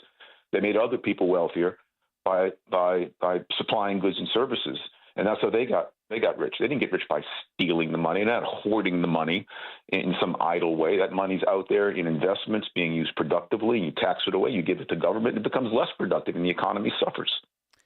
Yeah, I mean, look, the Bolivians just rejected socialists in their most recent election over the weekend, and you would think that maybe someday Chicagoans and New York denizens might consider that as well. Take a page out of the Bolivians or the Argentinians handbook. That would be nice. I wanted to get to some trade talk, of course. Scott Bessent, the Treasury Secretary, says this sort of truce that is at the present situation between China and the United States on tariffs has been working pretty well. You agree? Well, it's better than having an outright trade war, for sure. It remains, because Trump has been so erratic in his tariff policy. I don't know that we can make good predictions about what and when retaliation is going to start. I think the Chinese are probably hoping for Trump to give further tariff relief on their exports to the U.S., and so maybe they're playing nice with him now. But if he maintains a belligerent trade stance, I think the Chinese will eventually no longer be playing nice. So it remains to be seen. I mean, obviously what's happening now, the calm now is better than an outright trade war now. And the longer we can maintain the calm, the better. But I am not at all optimistic that we're going to maintain it. You wrote recently, relatively recently, this op-ed with Phil Gramm, former senator from Texas, that of the tariffs that Trump has imposed by sort of product category, the steel and aluminum tariffs are the most damaging. Mm-hmm. Why? Well, number one, because they are, in fact, these are inputs used in lots of outputs in America.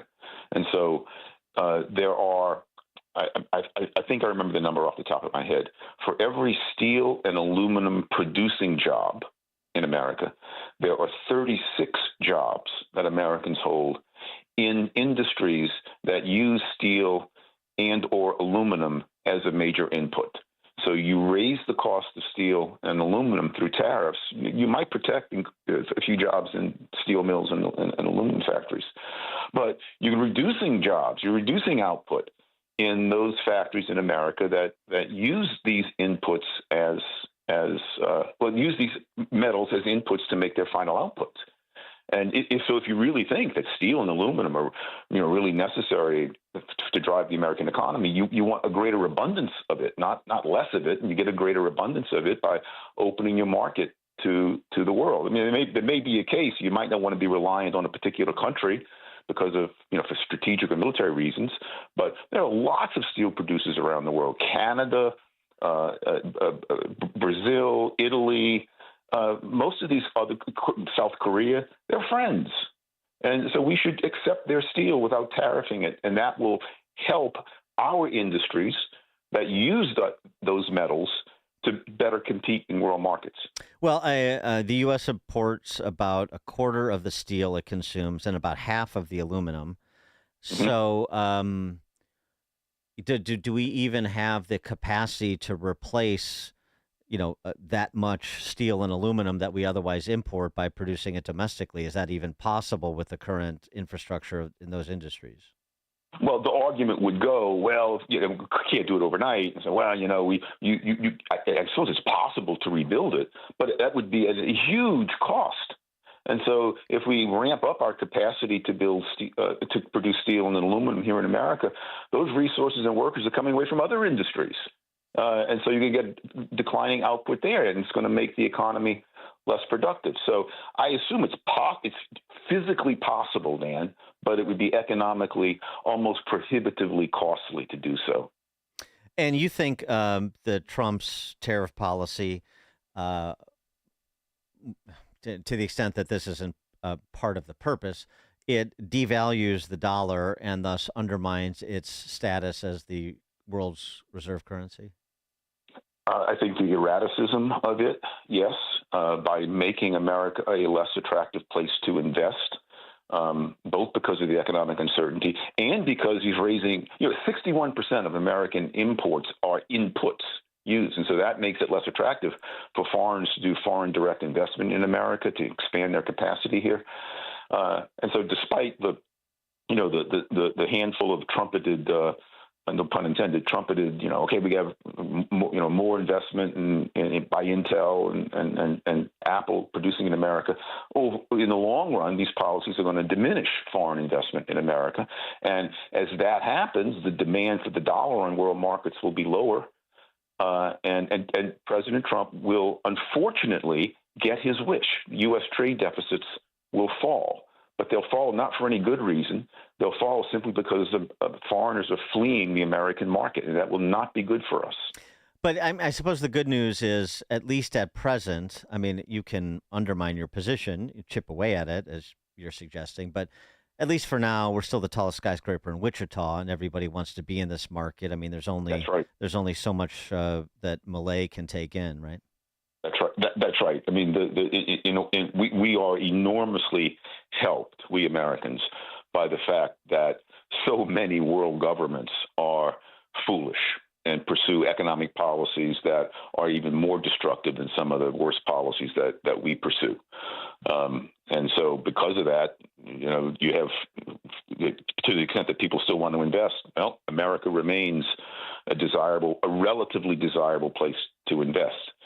But, as with the cities, Dan, at some point, that advantage will be destroyed if we're not careful. And if we don't return to a more sound policy of respecting people's freedom to spend their incomes as they choose, to invest as they choose, stop demanding that companies give golden shares of their stock to the government that gives the government an undue say in what these companies do, all of that works to our economic detriment. Don Boudreau, American economist, author, professor, co-director of the program on the American economy and globalization at the Mercatus Center at George Mason University. Don, thanks as always. Thank you, Dan. And Don joins us on the Turnkey.pro answer line. The more you listen, the more you'll know. This is Chicago's Morning Answer. Morning Answer on AM 560.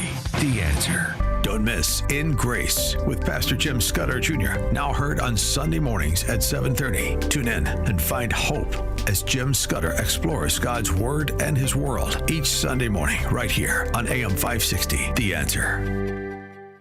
Signature Bank is Chicago's fastest growing independently owned business bank. It's a bank where relationships still matter. Signature Bank knows your name and your story. I'm Dan Proft, and I know this because Signature Bank is my business bank. I'm Robert Anderson, president of McLaughlin Body Company in the Quad Cities, and a customer of Signature Bank. When our 100-year-old family-owned manufacturing company was looking for a new bank, we found an excellent partner with Signature Bank. Signature Bank understands the challenges with manufacturing in today's highly competitive environment. We recently participated participated in the New Markets Tax Credit Program, and we're fortunate to have the experts at Signature Bank help us navigate the complexities of this program. With Signature Bank's support, we were able to expand not only our facility, but ultimately our business. If you're looking for a trusted banking partner for your business, look to Chicago's own Signature Bank. Signature Bank is looking for their next success story. To learn more about turning your business vision into reality, visit signaturebank.bank. Signature Bank, helping local businesses succeed. Member FDIC, Equal Housing Lender. My friend Paula just remodeled her kitchen.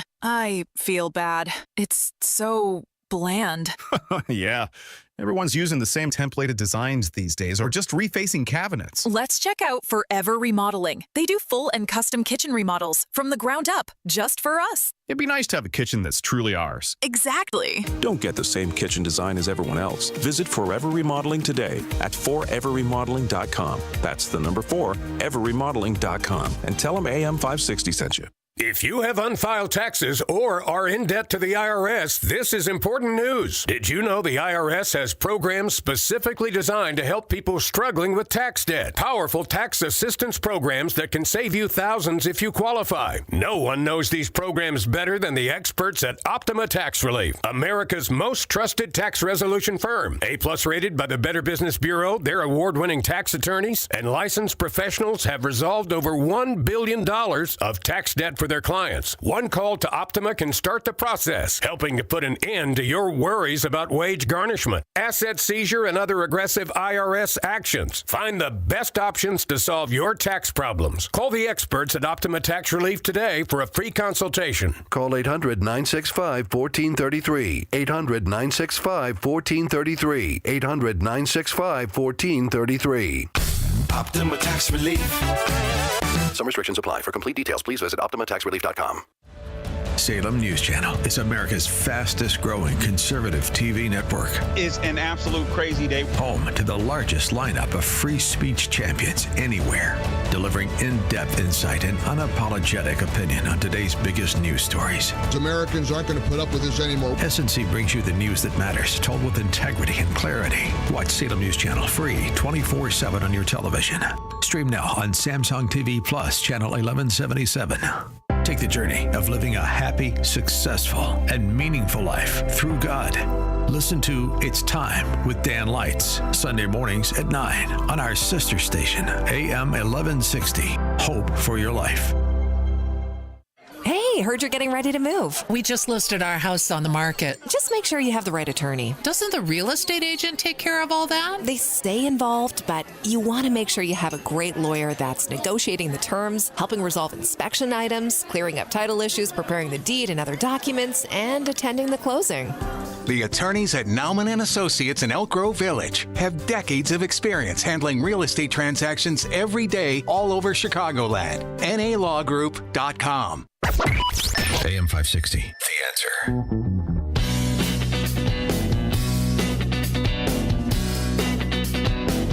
Coming up at 8:08, we're going to talk to psychotherapist Jonathan Alpert. He's practicing in New York. Mentioned his piece, talked about it a good deal yesterday, that Ma'am Donnie is like a bad therapist. He'll explain what he means. We'll also talk a little bit about corporate rebrands and the Sydney Sweeney ad. That's all at 8:08. It is now 8 a.m. on AM 560, WIND, Chicago.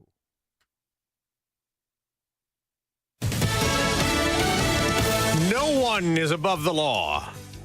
I'm Dave Anthony, Fox News. FBI Director Kash Patel posted that on X shortly after agents started raiding a home in Maryland, John Bolton's house. He'd been critical of President Trump's foreign policy after his stint as national security advisor in the first Trump administration. We believe John Bolton was home. We're told that he is not in custody and he's not under arrest. The FBI not commenting, the Justice Department not commenting, but two senior government sources say that FBI agents are looking specifically for classified documents that may have been classified. Fox's David Spun. Bolton was recently among the 37 who had security clearances revoked over allegations of politicizing intelligence. A couple of weeks ago, he said on another network that he believes that the Justice Department is out for retribution and vengeance, and he believes that he will be a target. President Trump insists he's making Washington, D.C. safe again, touting in a Truth Social post overnight, a week without murders. That's after he went to the D.C. streets giving pizza and burgers to some National Guard troops he deployed in a crime crackdown. I watched these phony reports. Oh, we were on the way back. They weren't on the way back. It was worse than ever. Lyle Menendez will go before a California parole board this morning, the day after his brother Eric was denied. After their life sentences were recently revised in the murders of their parents 36 years ago, giving them a chance at parole amid allegations their father had sexually abused them. Eric told the board he regretted killing their mother. I wish to God I did not do that. But Fox's Chanley Painter also reports. In announcing the decision, the parole commissioner told Eric, quote, the manner and the motive for the killings do have some weight in aggravation. The killing of your mother especially showed a lack of empathy and reason. So now Eric will be eligible for parole again in 3 years. There may be a vote in Texas' state senate today to finalize a congressional redistricting that could give Republicans 5 more House seats, but California has a plan to counter that with 5 Democrat seats. America's listening to Fox News. Good morning. It's 70 degrees in Chicago in the AM 560 The Answer newsroom. I'm Nikki Whaley. The Chicago Teachers Union is responding to comments Governor Pritzker made about state funding for Chicago Public School. During a rally yesterday on the South Side, CTU President Stacey Davis Gates said all Chicago schools are owed $1.6 billion by the state. This school, all of the schools in the city of Chicago are owed $1.6 billion. That creates chaos every summer. This week, Pritzker says the state of Illinois doesn't have the resources to fill a $734 million CPS budget deficit this year. The Chicago Board of Education will vote on the district's budget next week. Transportation officials are transferring $74 million from PACE and Metra to the Chicago Transit Authority to delay service cuts next year in Chicago. The Regional Transportation Authority's Board of Directors voted yesterday to reallocate the funds to the CTA's 2026 budget. The move will delay the potential 40% cuts to CTA service by 2 or 3 months. The RTA is asking the state to plug an estimated $700 million combined budget deficit in 2026 for the CTA, Metra, and PACE. News is a service of AlmostFreeTeeth.com. Overpaying for dental implants is over. If you have a Blue Cross Blue Shield, PPO, or FEP, you could save 90% off on average to get your smile back. Learn more and check if you qualify at AlmostFreeTeeth.com. A check of the roads coming up in 2 minutes, but now time for the Signature Bank Business Beat. I'm Liz Clayman, and this is the Fox Business Report. Shoppers were buying more from BJ's Wholesale Club in the recent quarter. Sales, excluding gasoline, were up more than 2%. The Warehouse Club chain says its business model continues to perform and build momentum. It added members in the quarter. It now has a record 8 million members. The stock's narrowly higher. Buckle, the online fashion company, is reporting higher earnings, and sales rose up more than 7%. The stock is nudged higher.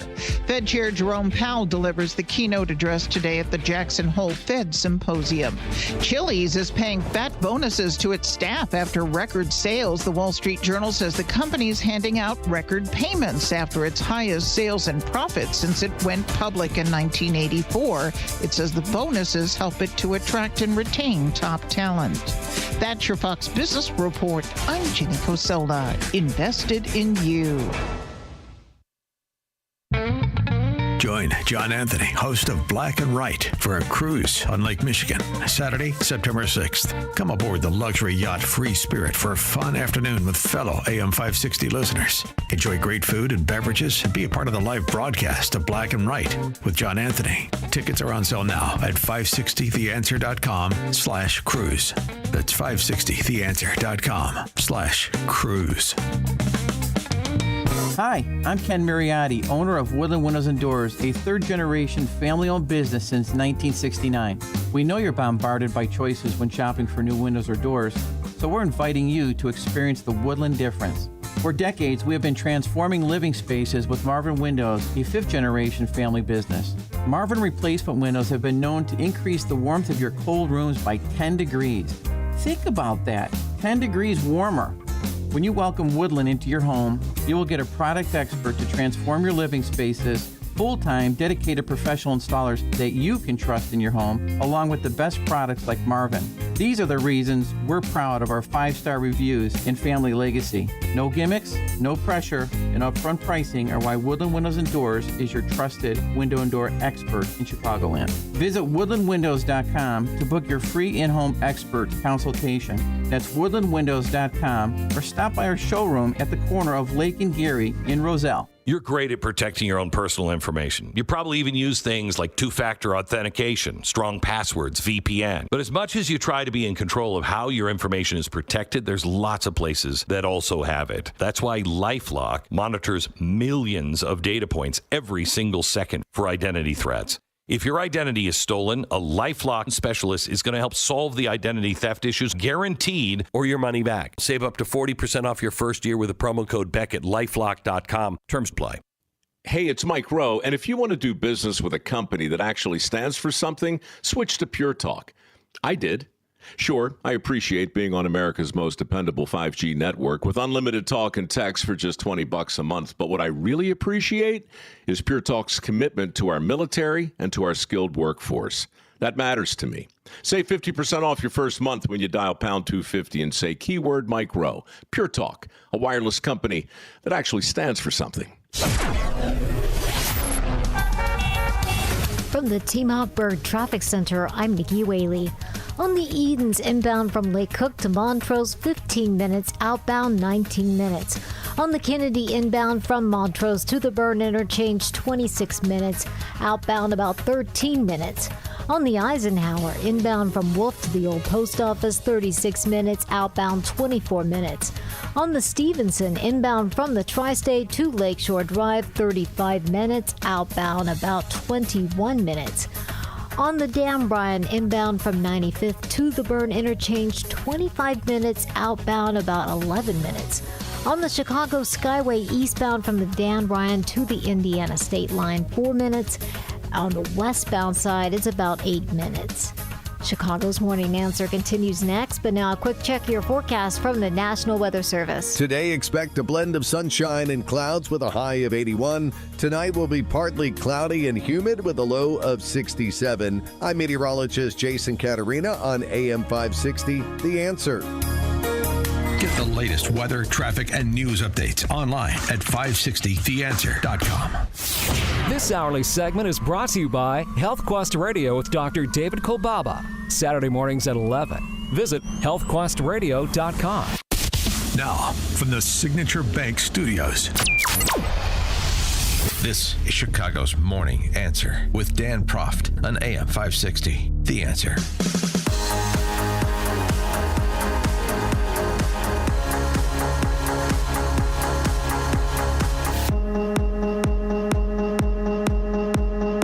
Top of the morning, Dan Proft here. I don't know which rebrand rolled out recently is getting more categorical flack.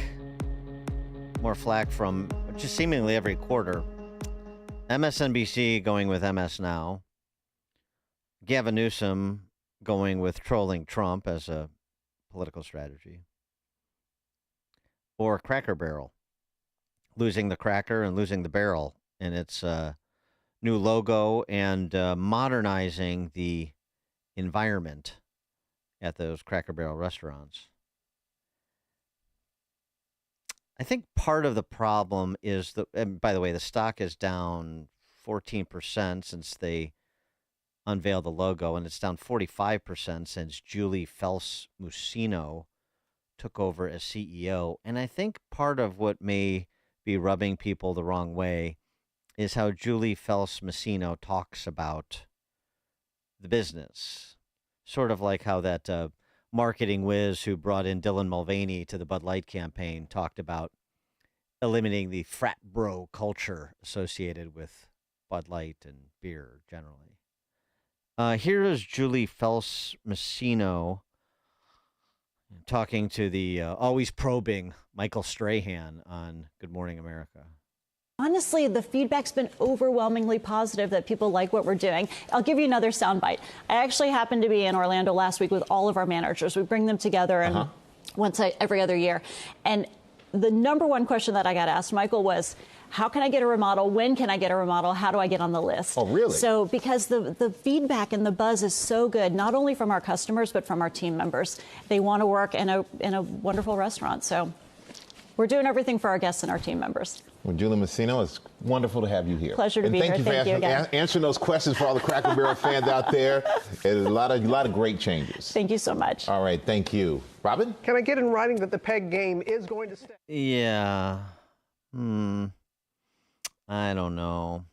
Our next guest, Jonathan Alpert, talked about his op-ed in the Wall Street Journal yesterday, comparing Zoran Mamdani, the leading candidate for New York City mayor, to a bad therapist. But he's also commented on some of these corporate marketing gambits, like the Sydney Sweeney ad, the jeans ad for American Eagle. He tweeted this. The Sydney Sweeney ad is not just selling a product, it's signaling a cultural turning point. For years, brands have bent over backwards to appease a small but loud activist class, producing ads that felt forced, joyless, and polarizing. Instead of speaking to consumers, they pander to an ideology that policed language, celebrated grievance, and punished anything deemed insufficiently progressive. This ad, the Sweeney ad, does the opposite. It's confident, fun, and refuses to apologize for appealing to mainstream sensibilities. Yeah. Well, Cracker Barrel seems to be going the other way in terms of what people, those guests, liked about Cracker Barrel. Much the same way Target lost its way this week, and its CEO, Brian Cornell, who was all in on exactly what Jonathan Alpert was talking about with the LGBTQIA2S+++ wear, the tucking clothing that was discussed, and he was pretty strident about it when queried as well. And he's stepping down amid lagging sales and plummeting stock price. What fate should we expect for Cracker Barrel? For more on this and the Mamdani piece, because it's a great sort of psychological profile of the electorate, in addition to a candidate that's a manifestation. Jonathan Alpert joins us, psychotherapist practicing in New York and Washington, author of Therapy Nation, which is forthcoming next year. Jonathan Alpert, thanks for joining us. Appreciate it. Hey, Dan. Thanks so much for having me on. So the Cracker Barrel rebrand, what's your sort of initial read?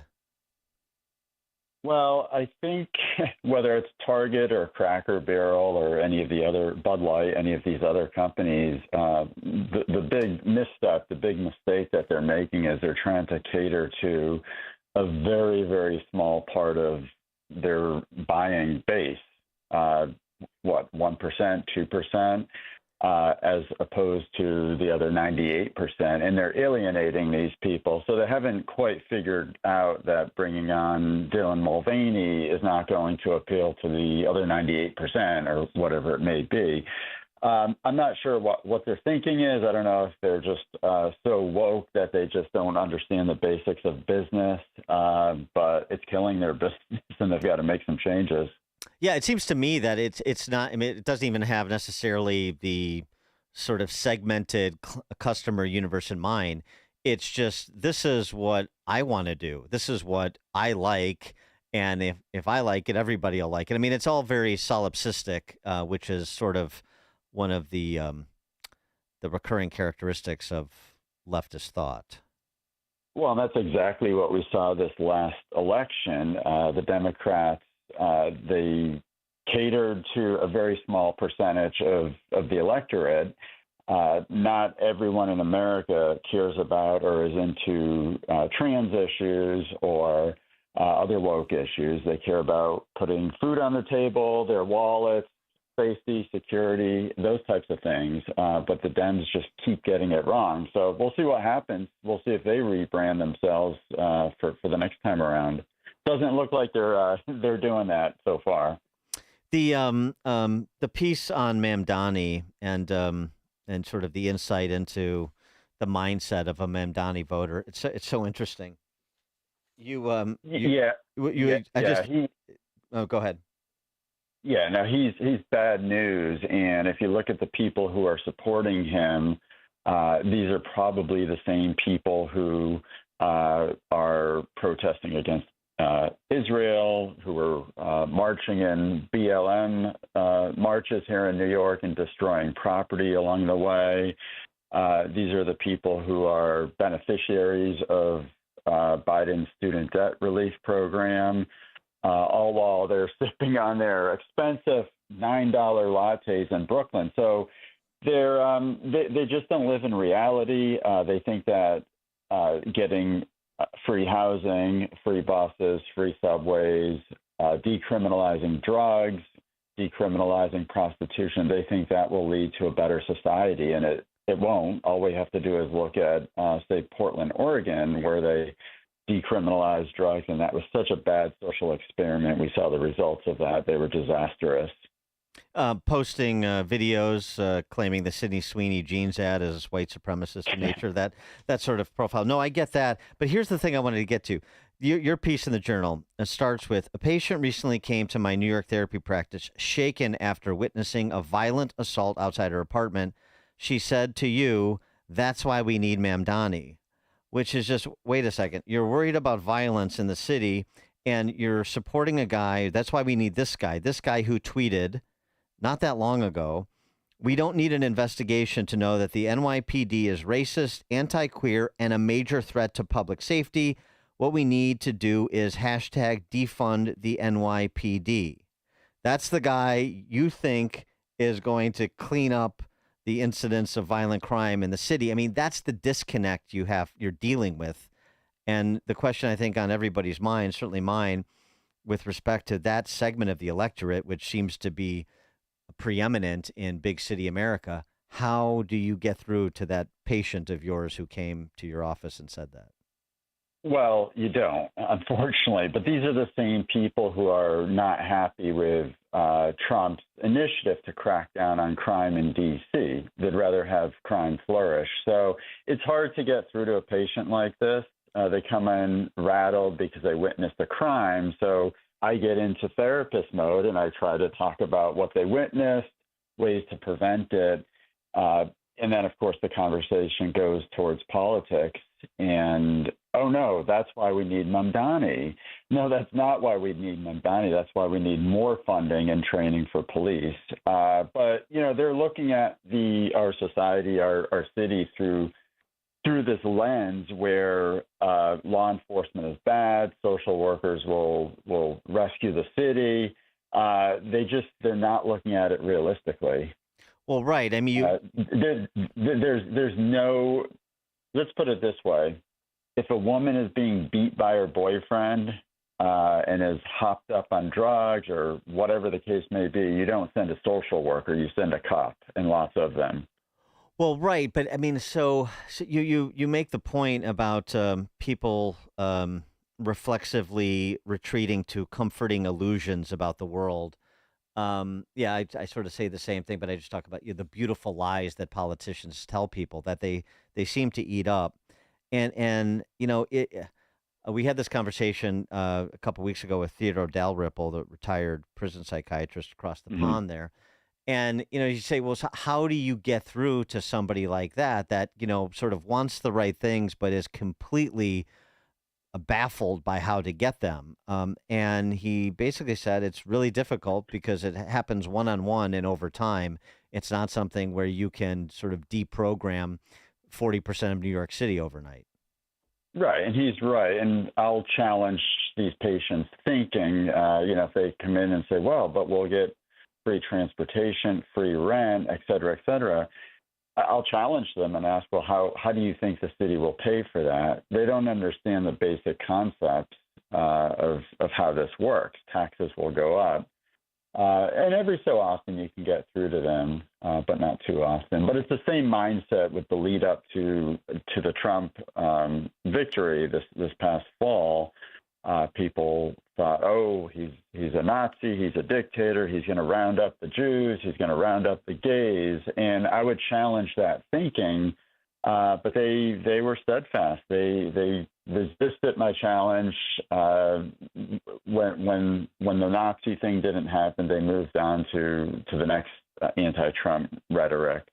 So these are just sore losers. These are people who will never accept our democracy. They'll never accept that it was a clean victory, and they'll continue to hate Trump.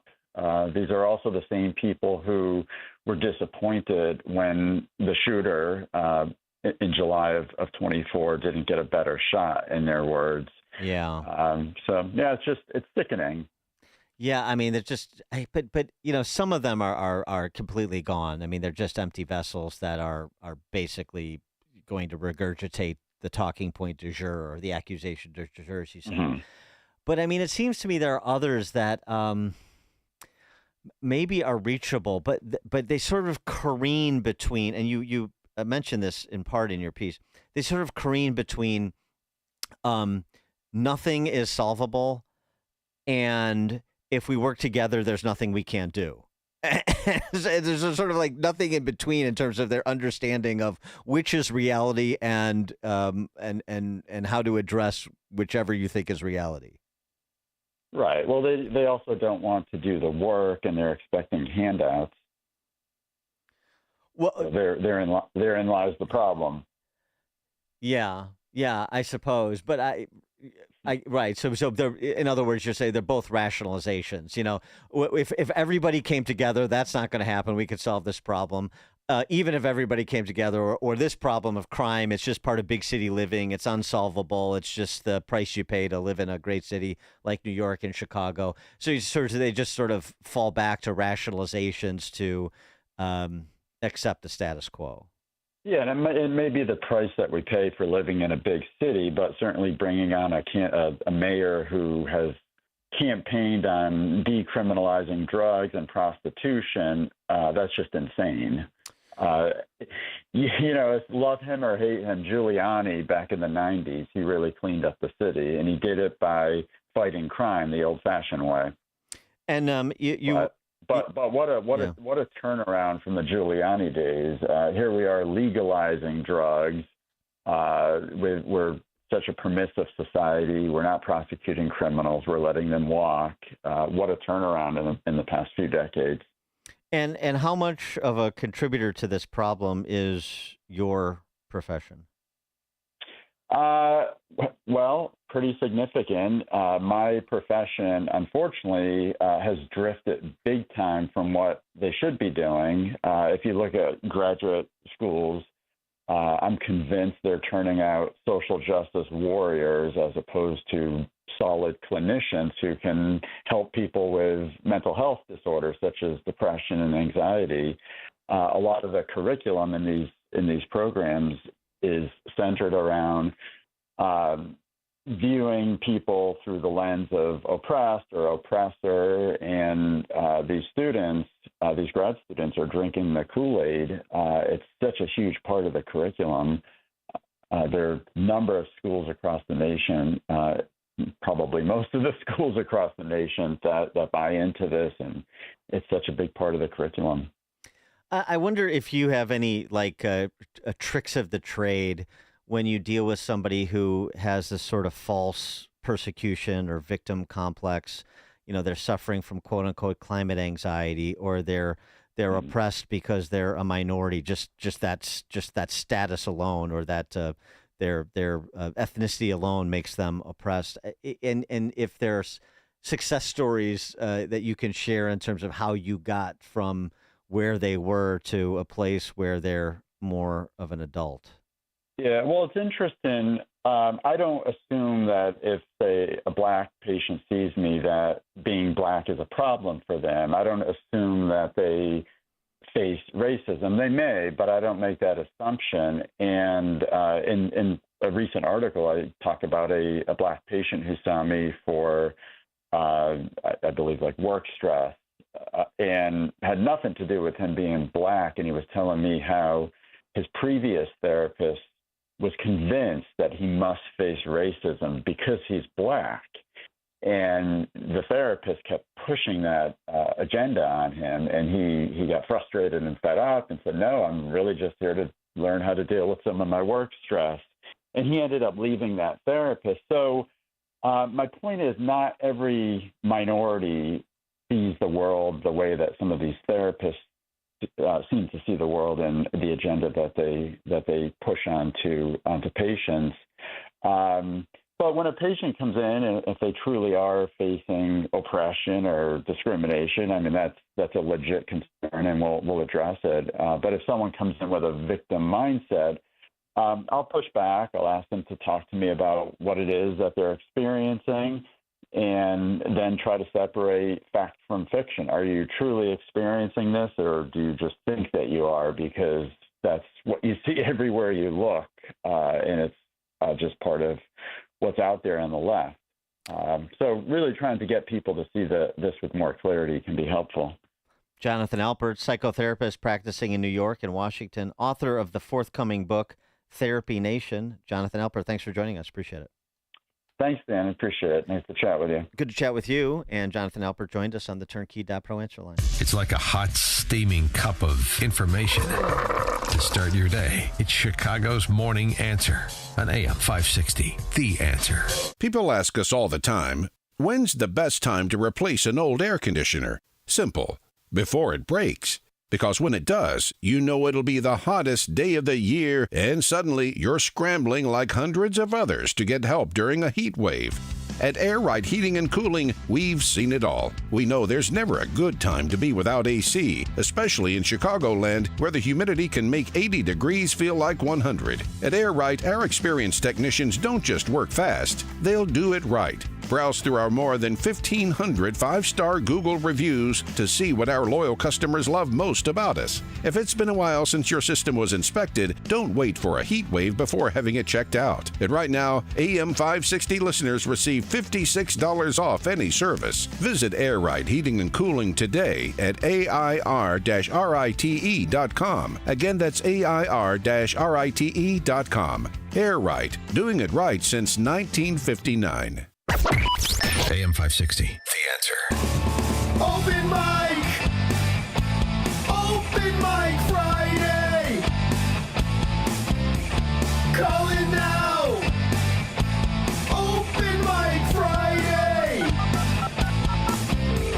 Top of the morning, Dan Proft here. And yes, it's that time of the week, Open Mic Friday, where we take your calls. 312-642-5600 on the Turnkey.pro answer line with comments, concerns, compliments, criticisms, general crack pottery. We'll take it all, but we begin, as we do, with Turnkey.pro founder David Kolsak. David? Good morning, Dan. I think it's really interesting to watch what's going on in D.C. You know, as Trump continues to make peace, his approval rating goes up, and it has to. You know, he has to gain the trust of the American people. If there's going to be arrests, and there should be a lot of them, he's going to have the trust of the American people, or there'll be riots in the streets. He's also gaining trust by securing Washington, D.C.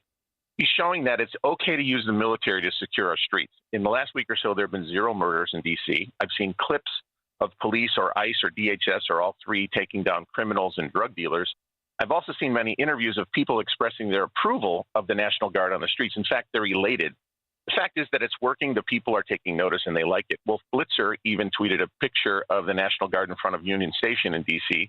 There's a very big presence there, and it's highly visible. It's almost like they want to be seen. In a way, it's a signal that the U.S. military is here, it's okay, and the visible deterrent is working to lower crime. They're normalizing it while publicizing it. The fact is that the Democrats and the mainstream media have spent the last 10 years telling us that Trump was literally Hitler, but reality is a far cry from that. He's been one of the strongest presidents since Washington, and he's bringing world peace. You can't forgive this. They can't get away with something of this magnitude. How can we ever trust the mainstream media or the Dems ever again? 10 years of devotion to stop the guy who ended up being one of the greatest leaders in world history. I mean, he goes to Alaska. He has this kooky summit with Putin, and they laughed at him, they scoffed at him, and said the whole thing was a failure. And then just 48 short hours later, he had Zelensky and many European leaders flying into D.C. to try to end the conflict. If it were not for Trump, there would be no talks. But the fact is, he got them to the negotiating table, and there seems to be a framework for a solution to the war. Think of what things would have been like if Kamala was in office. They tried to give us her instead of peace, security, and prosperity. We simply can't ignore this. There must be accountability, or better yet, a reckoning for those who tried to prevent what's happening. Otherwise, the cycle will continue as it has forever. The people demand action on so many fronts. Heads must roll. And in my opinion, it's not just Democrats that are involved in these crimes. There are Republicans, the deep state, the media, judges, activists, lawyers. The swamp is deep. They've proven that they're not only unfit to govern, but they're an active threat to the American people and our Constitution. One of the things that I find amusing is the amount of fatigue that people are having with the mainstream media rooting against Trump at every turn. They want him to fail because if he succeeds, they're done. Just let's take a moment to appreciate how good we have it today. Just a few months ago, we had a guy in the Oval Office who couldn't tie his own shoes or use the bathroom by himself. Now we have an actual president who's using every tool in the shed to undo the chaos that Biden and the Democrats made. It's such a striking contrast. The fact is that Trump secured the border when they said it couldn't be done without legislation. Border crossings are at their lowest point. And on top of that, his administration ramped up deportations of illegal immigrants. He's overhauling the federal government. He eliminated the DEI programs and is saving all kinds of money. I heard the other day on your show with Stephen Moore, he's eliminated something like 12% of the government workforce. I mean, that's got to save a few bucks. He's passed major legislative package or the big, beautiful bill. Trump reinstated and raised tariffs, introducing a fair and reciprocal policy. And look at the investment by all these countries and companies. I didn't add it all up, but I would suggest that there are pledges to invest in the U.S. that exceed $1 trillion. I think he said $17 trillion the other day. Maybe it's more than that. Did he bring us peace to 6 major conflicts? How can anybody root against that? He's certainly not perfect, but he's been more effective than any administration that I've lived through in my life. It's nice to see his eyes, though, turning and focusing on matters here inside of our borders instead of other countries. It's so refreshing to see that happening in D.C. So I hope what's going on in D.C. is a blueprint rather than a one-off. We could use that kind of thing right here in Chicago. I can't think of any big city that couldn't use that kind of security. We've gone through this long period of lawlessness and woke nonsense. You have to punish those who commit crimes. And the fact is that we haven't, and the crime has just increased over time. So this show of force is deterring that. So we should have the right to walk down the street without fear of being harmed or murdered. So my guess is that we'll see the National Guard in many cities before all is said and done, and we should be ready for that. You know, ending the war in Ukraine and preventing World War III will grant Trump a massive public approval and political ammunition, which will open the door for Trump to do what's necessary. Bring those who harmed our country and committed treason to account. The people need to have full confidence in Trump before the hammer is dropped. And I can't think of a better way to gain trust than to stop World War III from happening. So here's hoping it comes soon and that there's justice. Have a great day. Thank you, David. 312-642-5600, turnkey.pro answer line on this Open Mic Friday. Before we go to calls, I do want to take notice of Sister Jean, Loyola University Sister Jean, the chaplain for the Ramblers men's basketball team since 1994. She turned 106 yesterday.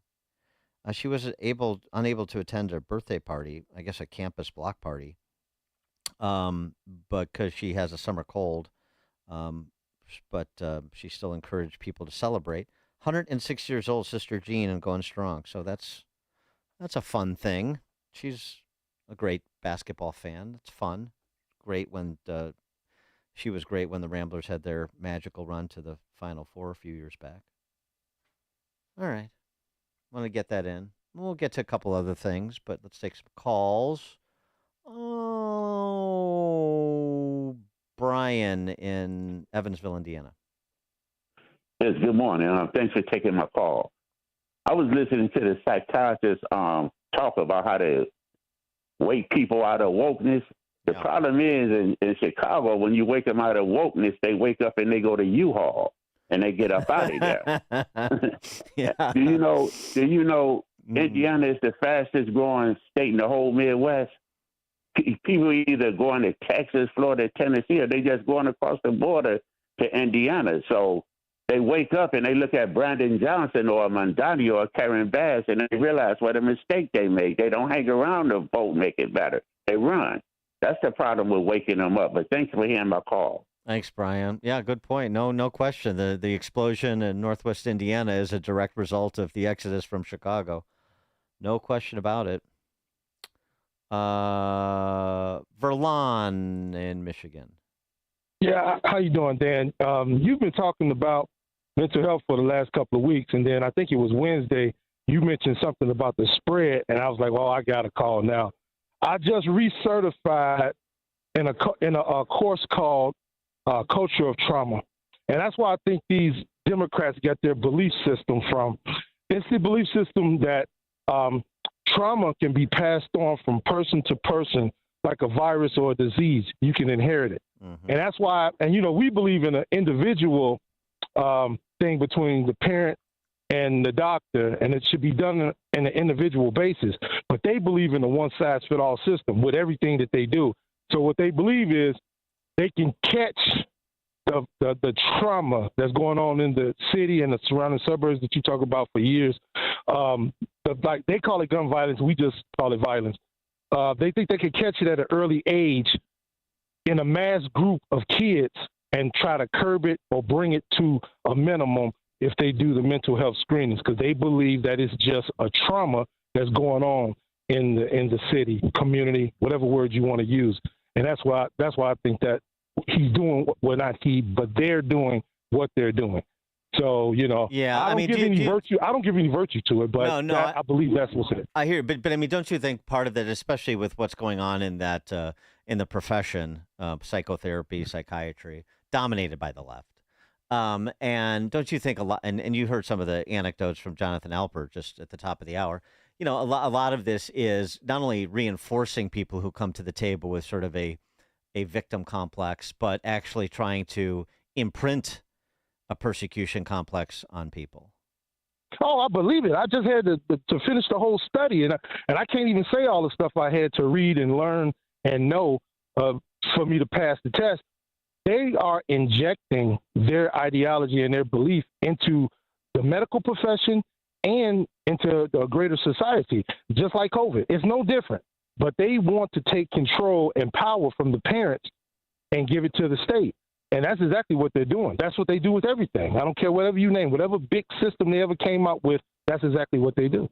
Thanks for the call, Verlon. Appreciate that perspective as somebody in the space. Larry in Elmhurst. Hey, good morning. Hey, there's on YouTube, it's called Bonehead Truckers, or it's about idiot drivers, and they play a lot of these videos from other drivers of these illegals that are over here.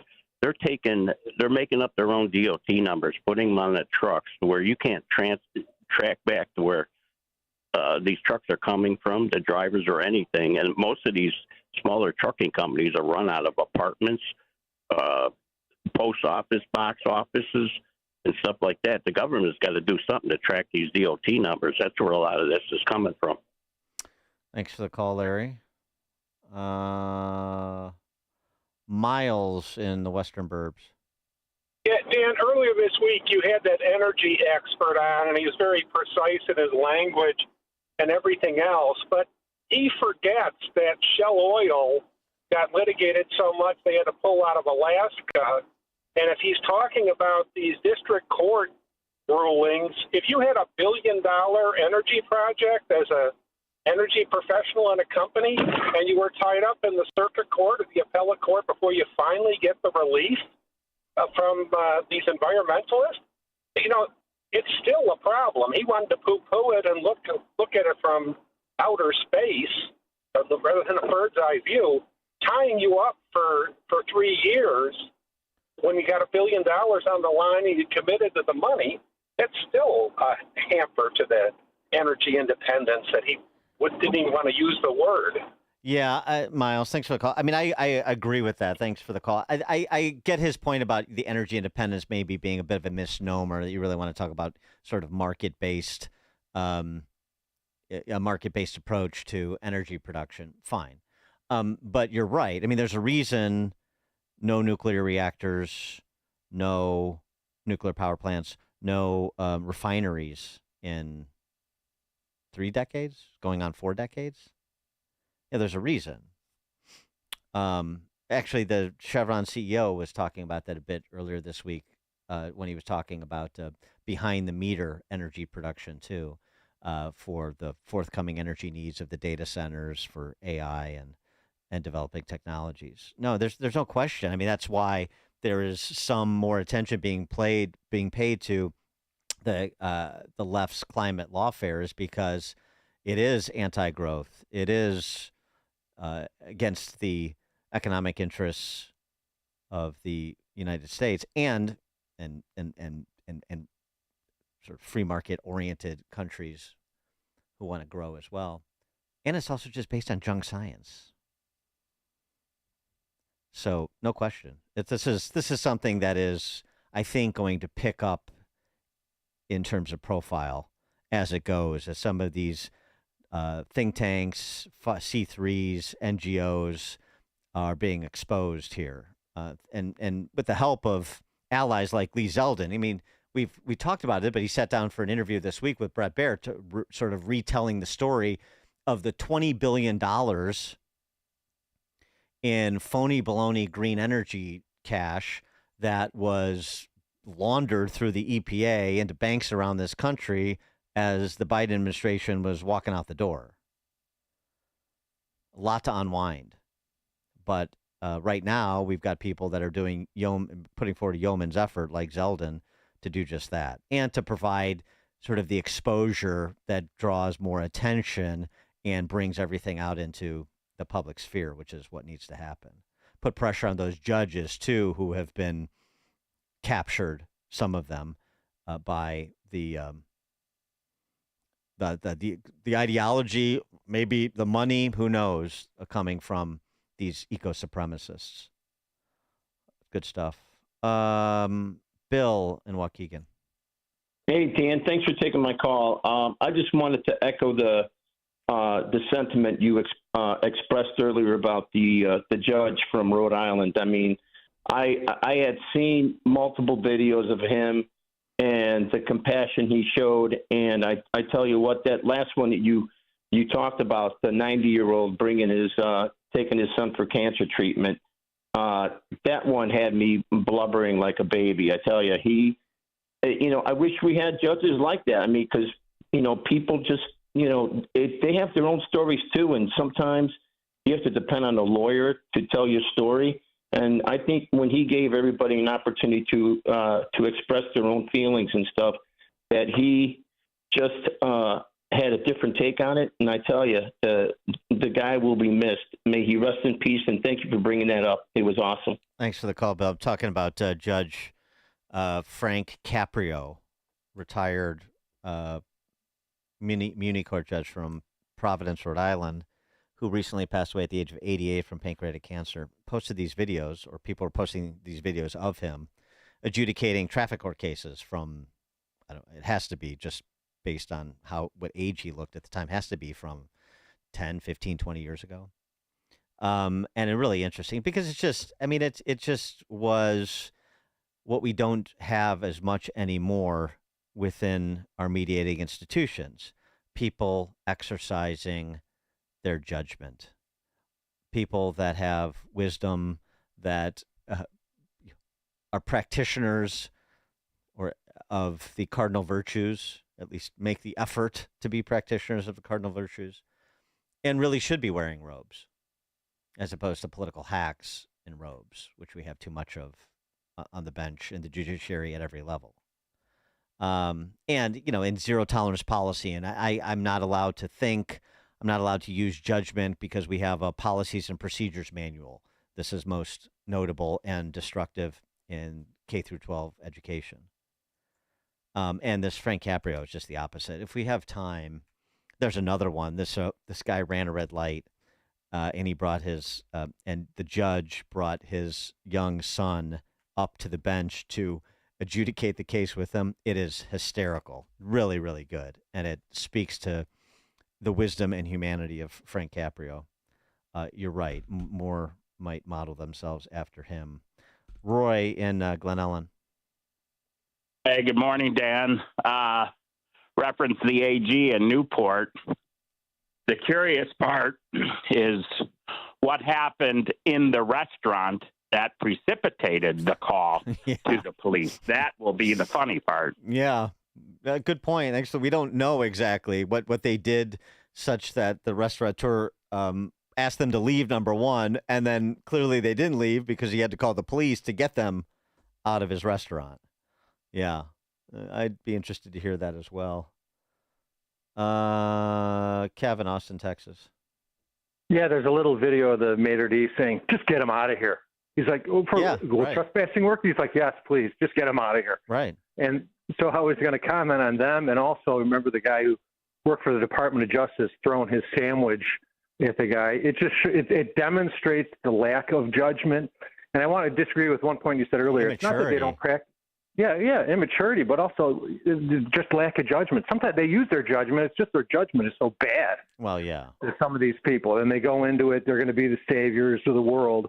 And it just demonstrates how the left gets away with it, especially in Democratic-run areas, because there's no accountability on these guys. I think that the body cams are, I know the cops kind of didn't like it at first, but I think it's benefiting them more than anything to show how ridiculous some of these people are. And the way they get away with it, it's because people aren't involved, like Tom from Blue Island.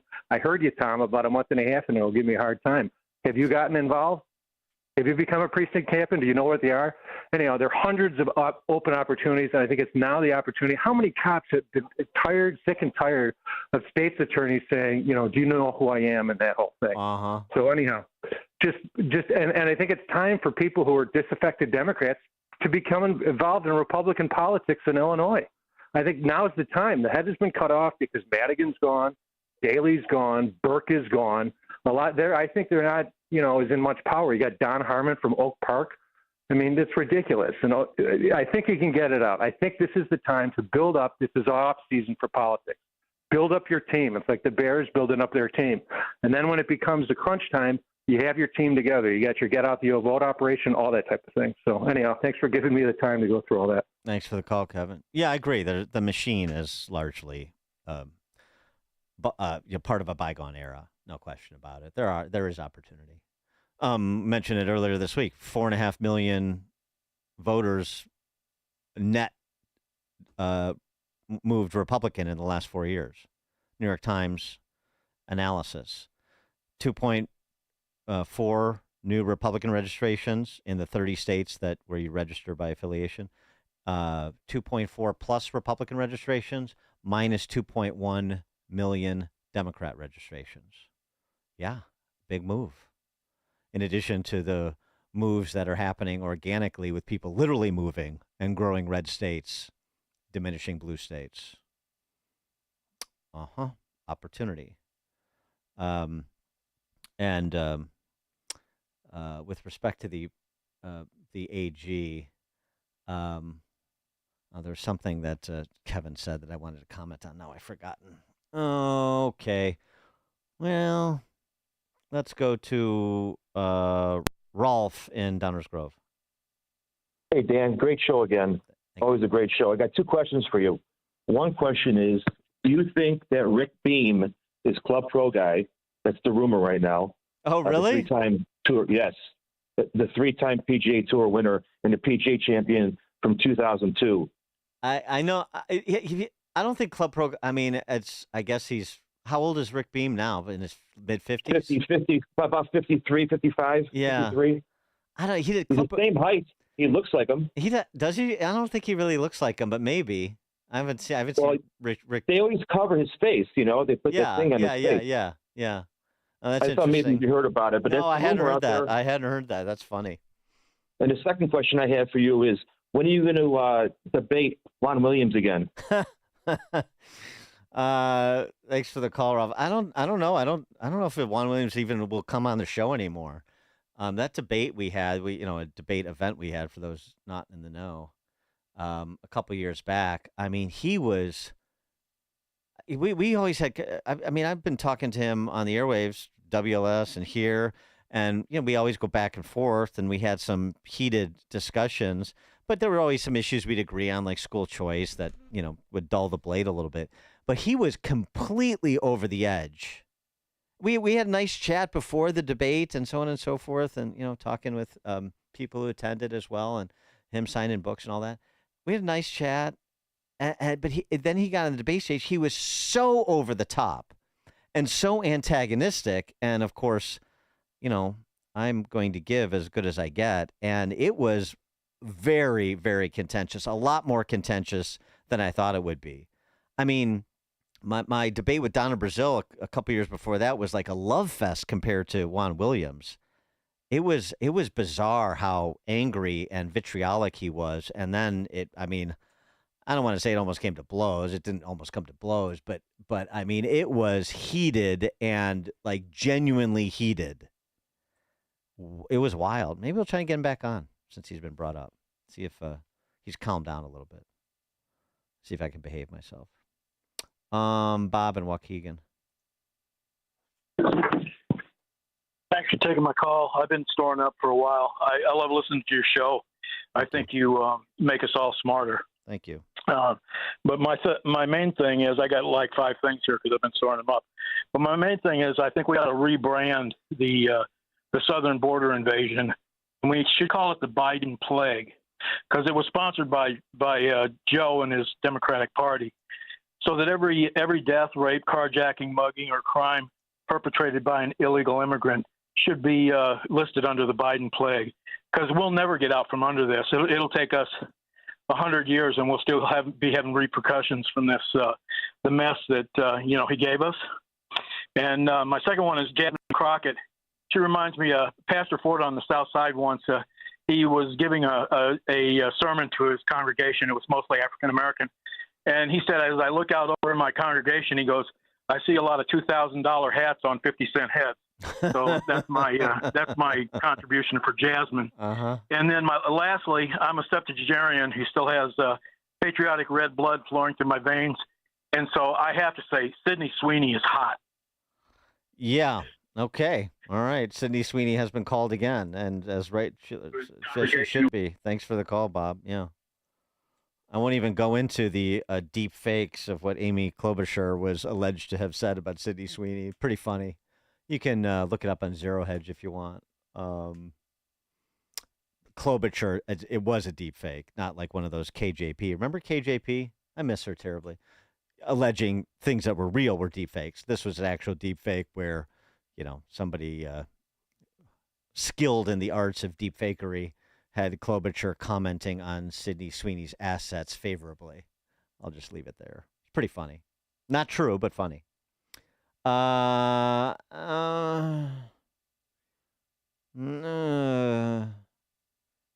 right. Prime Minister. Perspicacious. Thank you. Perspicacious. I am delivering today's crack pottery under duress, even though I'm having a feeling of joy unmatched in the modern era. Now, I was just reamed by your screener because until last week, yours was the only place where you got the PM in the AM. I was not able to call in last week, and so your screener forced me to issue a blanket and matching duvet apology to you for missing the crack pottery. Mm-hmm. But I couldn't call in your peripatetic show because I was recovering the historic Alaska peace talks for this guy, Al Jazeera. Not content with reparting, I actually played a key role in the historic, though unsuccessful, Alaskan war negotiations. Now, Mr. Trump was in fine fettle, but he was baffled as to why the wayward Vlad would continue pushing the boundaries of civil behavior and incursion. I myself was embedded with a part of Vlad's entourage, those beautiful lasses, the Russian working girls who peed on the mattress with the Steele dossier. I found myself some steel. It was Category 5 sex, like a hurricane, the dangerous kind that causes your mudslide. These girls sang to me the midnight train to Georgia. And you know, Vlad is quite the ladies' man. You heard his nickname, Vlad the Impaler. The CIA claimed that Putin sleeps in the top part of a 2-person vertical bed, but that was debunked. And as negotiations wore on, both men told not beautiful lies, Dan, but gorgeous Miss America class lies even.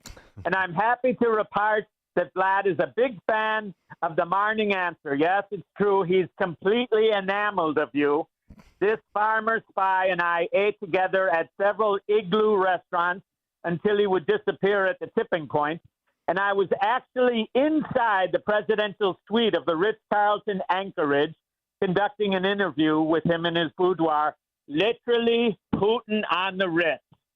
Thank you very much. It's easy when you know the language. Thank you very much, PM. Boy, that was a long walk. Okay. Putin on the Ritz. Very nicely done. Cleansing breath. Glenn, not in Orlando. No, I'm in town and for the Sean Fest Spectacular later today. Oh boy. And I noticed a hot ticket. There's a stench in the air, and I've never noticed before. And I think that's the stench of Obama's reputation going up in flames. There you go. Thanks for the call, Glenn. That white elephant downtown. Tom in Blue Island. Oh, he got called out by Kevin. I love when callers call each other out. Go ahead, Tom. Nah, I got no tie. Kevin's a great guy, but his shtick is too old. We're getting crushed in Illinois, and what are we going to do about it? Yeah, get more precinct captains. That'll work. Dan, your opinion on the Tish James judgment getting thrown out. What if Trump had not won in 2024? Tish James, Fani Willis, Jack Smith, all this stuff would still be going on until they were able to either kill Trump, which they tried to do after all that failed. But where would this have ended? It seems it only ended because Trump won the election, and now today the Trump FBI has raided John Bolton's house, and I'm not specifically against that if he's done anything he shouldn't have, but how does the FBI ever get back to where it does what it was intended to do? So it seems now like the FBI, it's the Epstein file crap, which smells to high hell, high heaven. How does the FBI ever get any respect back of what it had? And these federal prosecutors can go to hell too. Thanks for the call, Tom. Eduardo, Venezuela. Eduardo in Tampa Bay on Venezuela, I should say. You're not in Venezuela. Yeah. Well, maybe I can get a position in Maduro government policy. Sure. Yeah. But I am very happy about this announcement on the military buildup. I prefer that they'll pressure him out so that way people don't think we're going into that John Wayne cowboy mentality of getting rid of people. Oh, you've been talking about the National Guard in Maduro. DC. Maduro. You're pressuring them out, instead of doing the Panama, you know how we did it over there, Yeah, I got you. Okay, thanks for the call, Eduardo. All right, well, let's close it out with our friend Chuck in Delavan. Thank you very much. I appreciate doing it. The Kolsak guy mentioned my band, Woke Nonsense. That was nice. So this weekend up here at Lake Geneva, if you come, it's Maxwell Street Days, where all the men walk around and hold their girlfriends and wives' hands, and then they sit on the park benches outside of the stores. And because it's Maxwell Streets, the girls will buy a blouse for $95 that costs $100 today. Okay. Everybody get up here and enjoy themselves and walk around with their girlfriend's hands. Have a great weekend. Okay, thanks for the call, Chuck. Walk around holding your girlfriend's hands or with your girlfriend's hands. Interesting. We didn't have time for that Judge Frank Caprio bit that I wanted. And it wasn't a bit, it was a case, but the case that I wanted to get to with the guy who ran the red light in the sun. Maybe we'll pick that up on Monday just for fun. Thanks, everybody, for joining us today and this week. Everybody who called in for Open Mic Friday. It is now 9 o'clock on AM 560 WIND Chicago.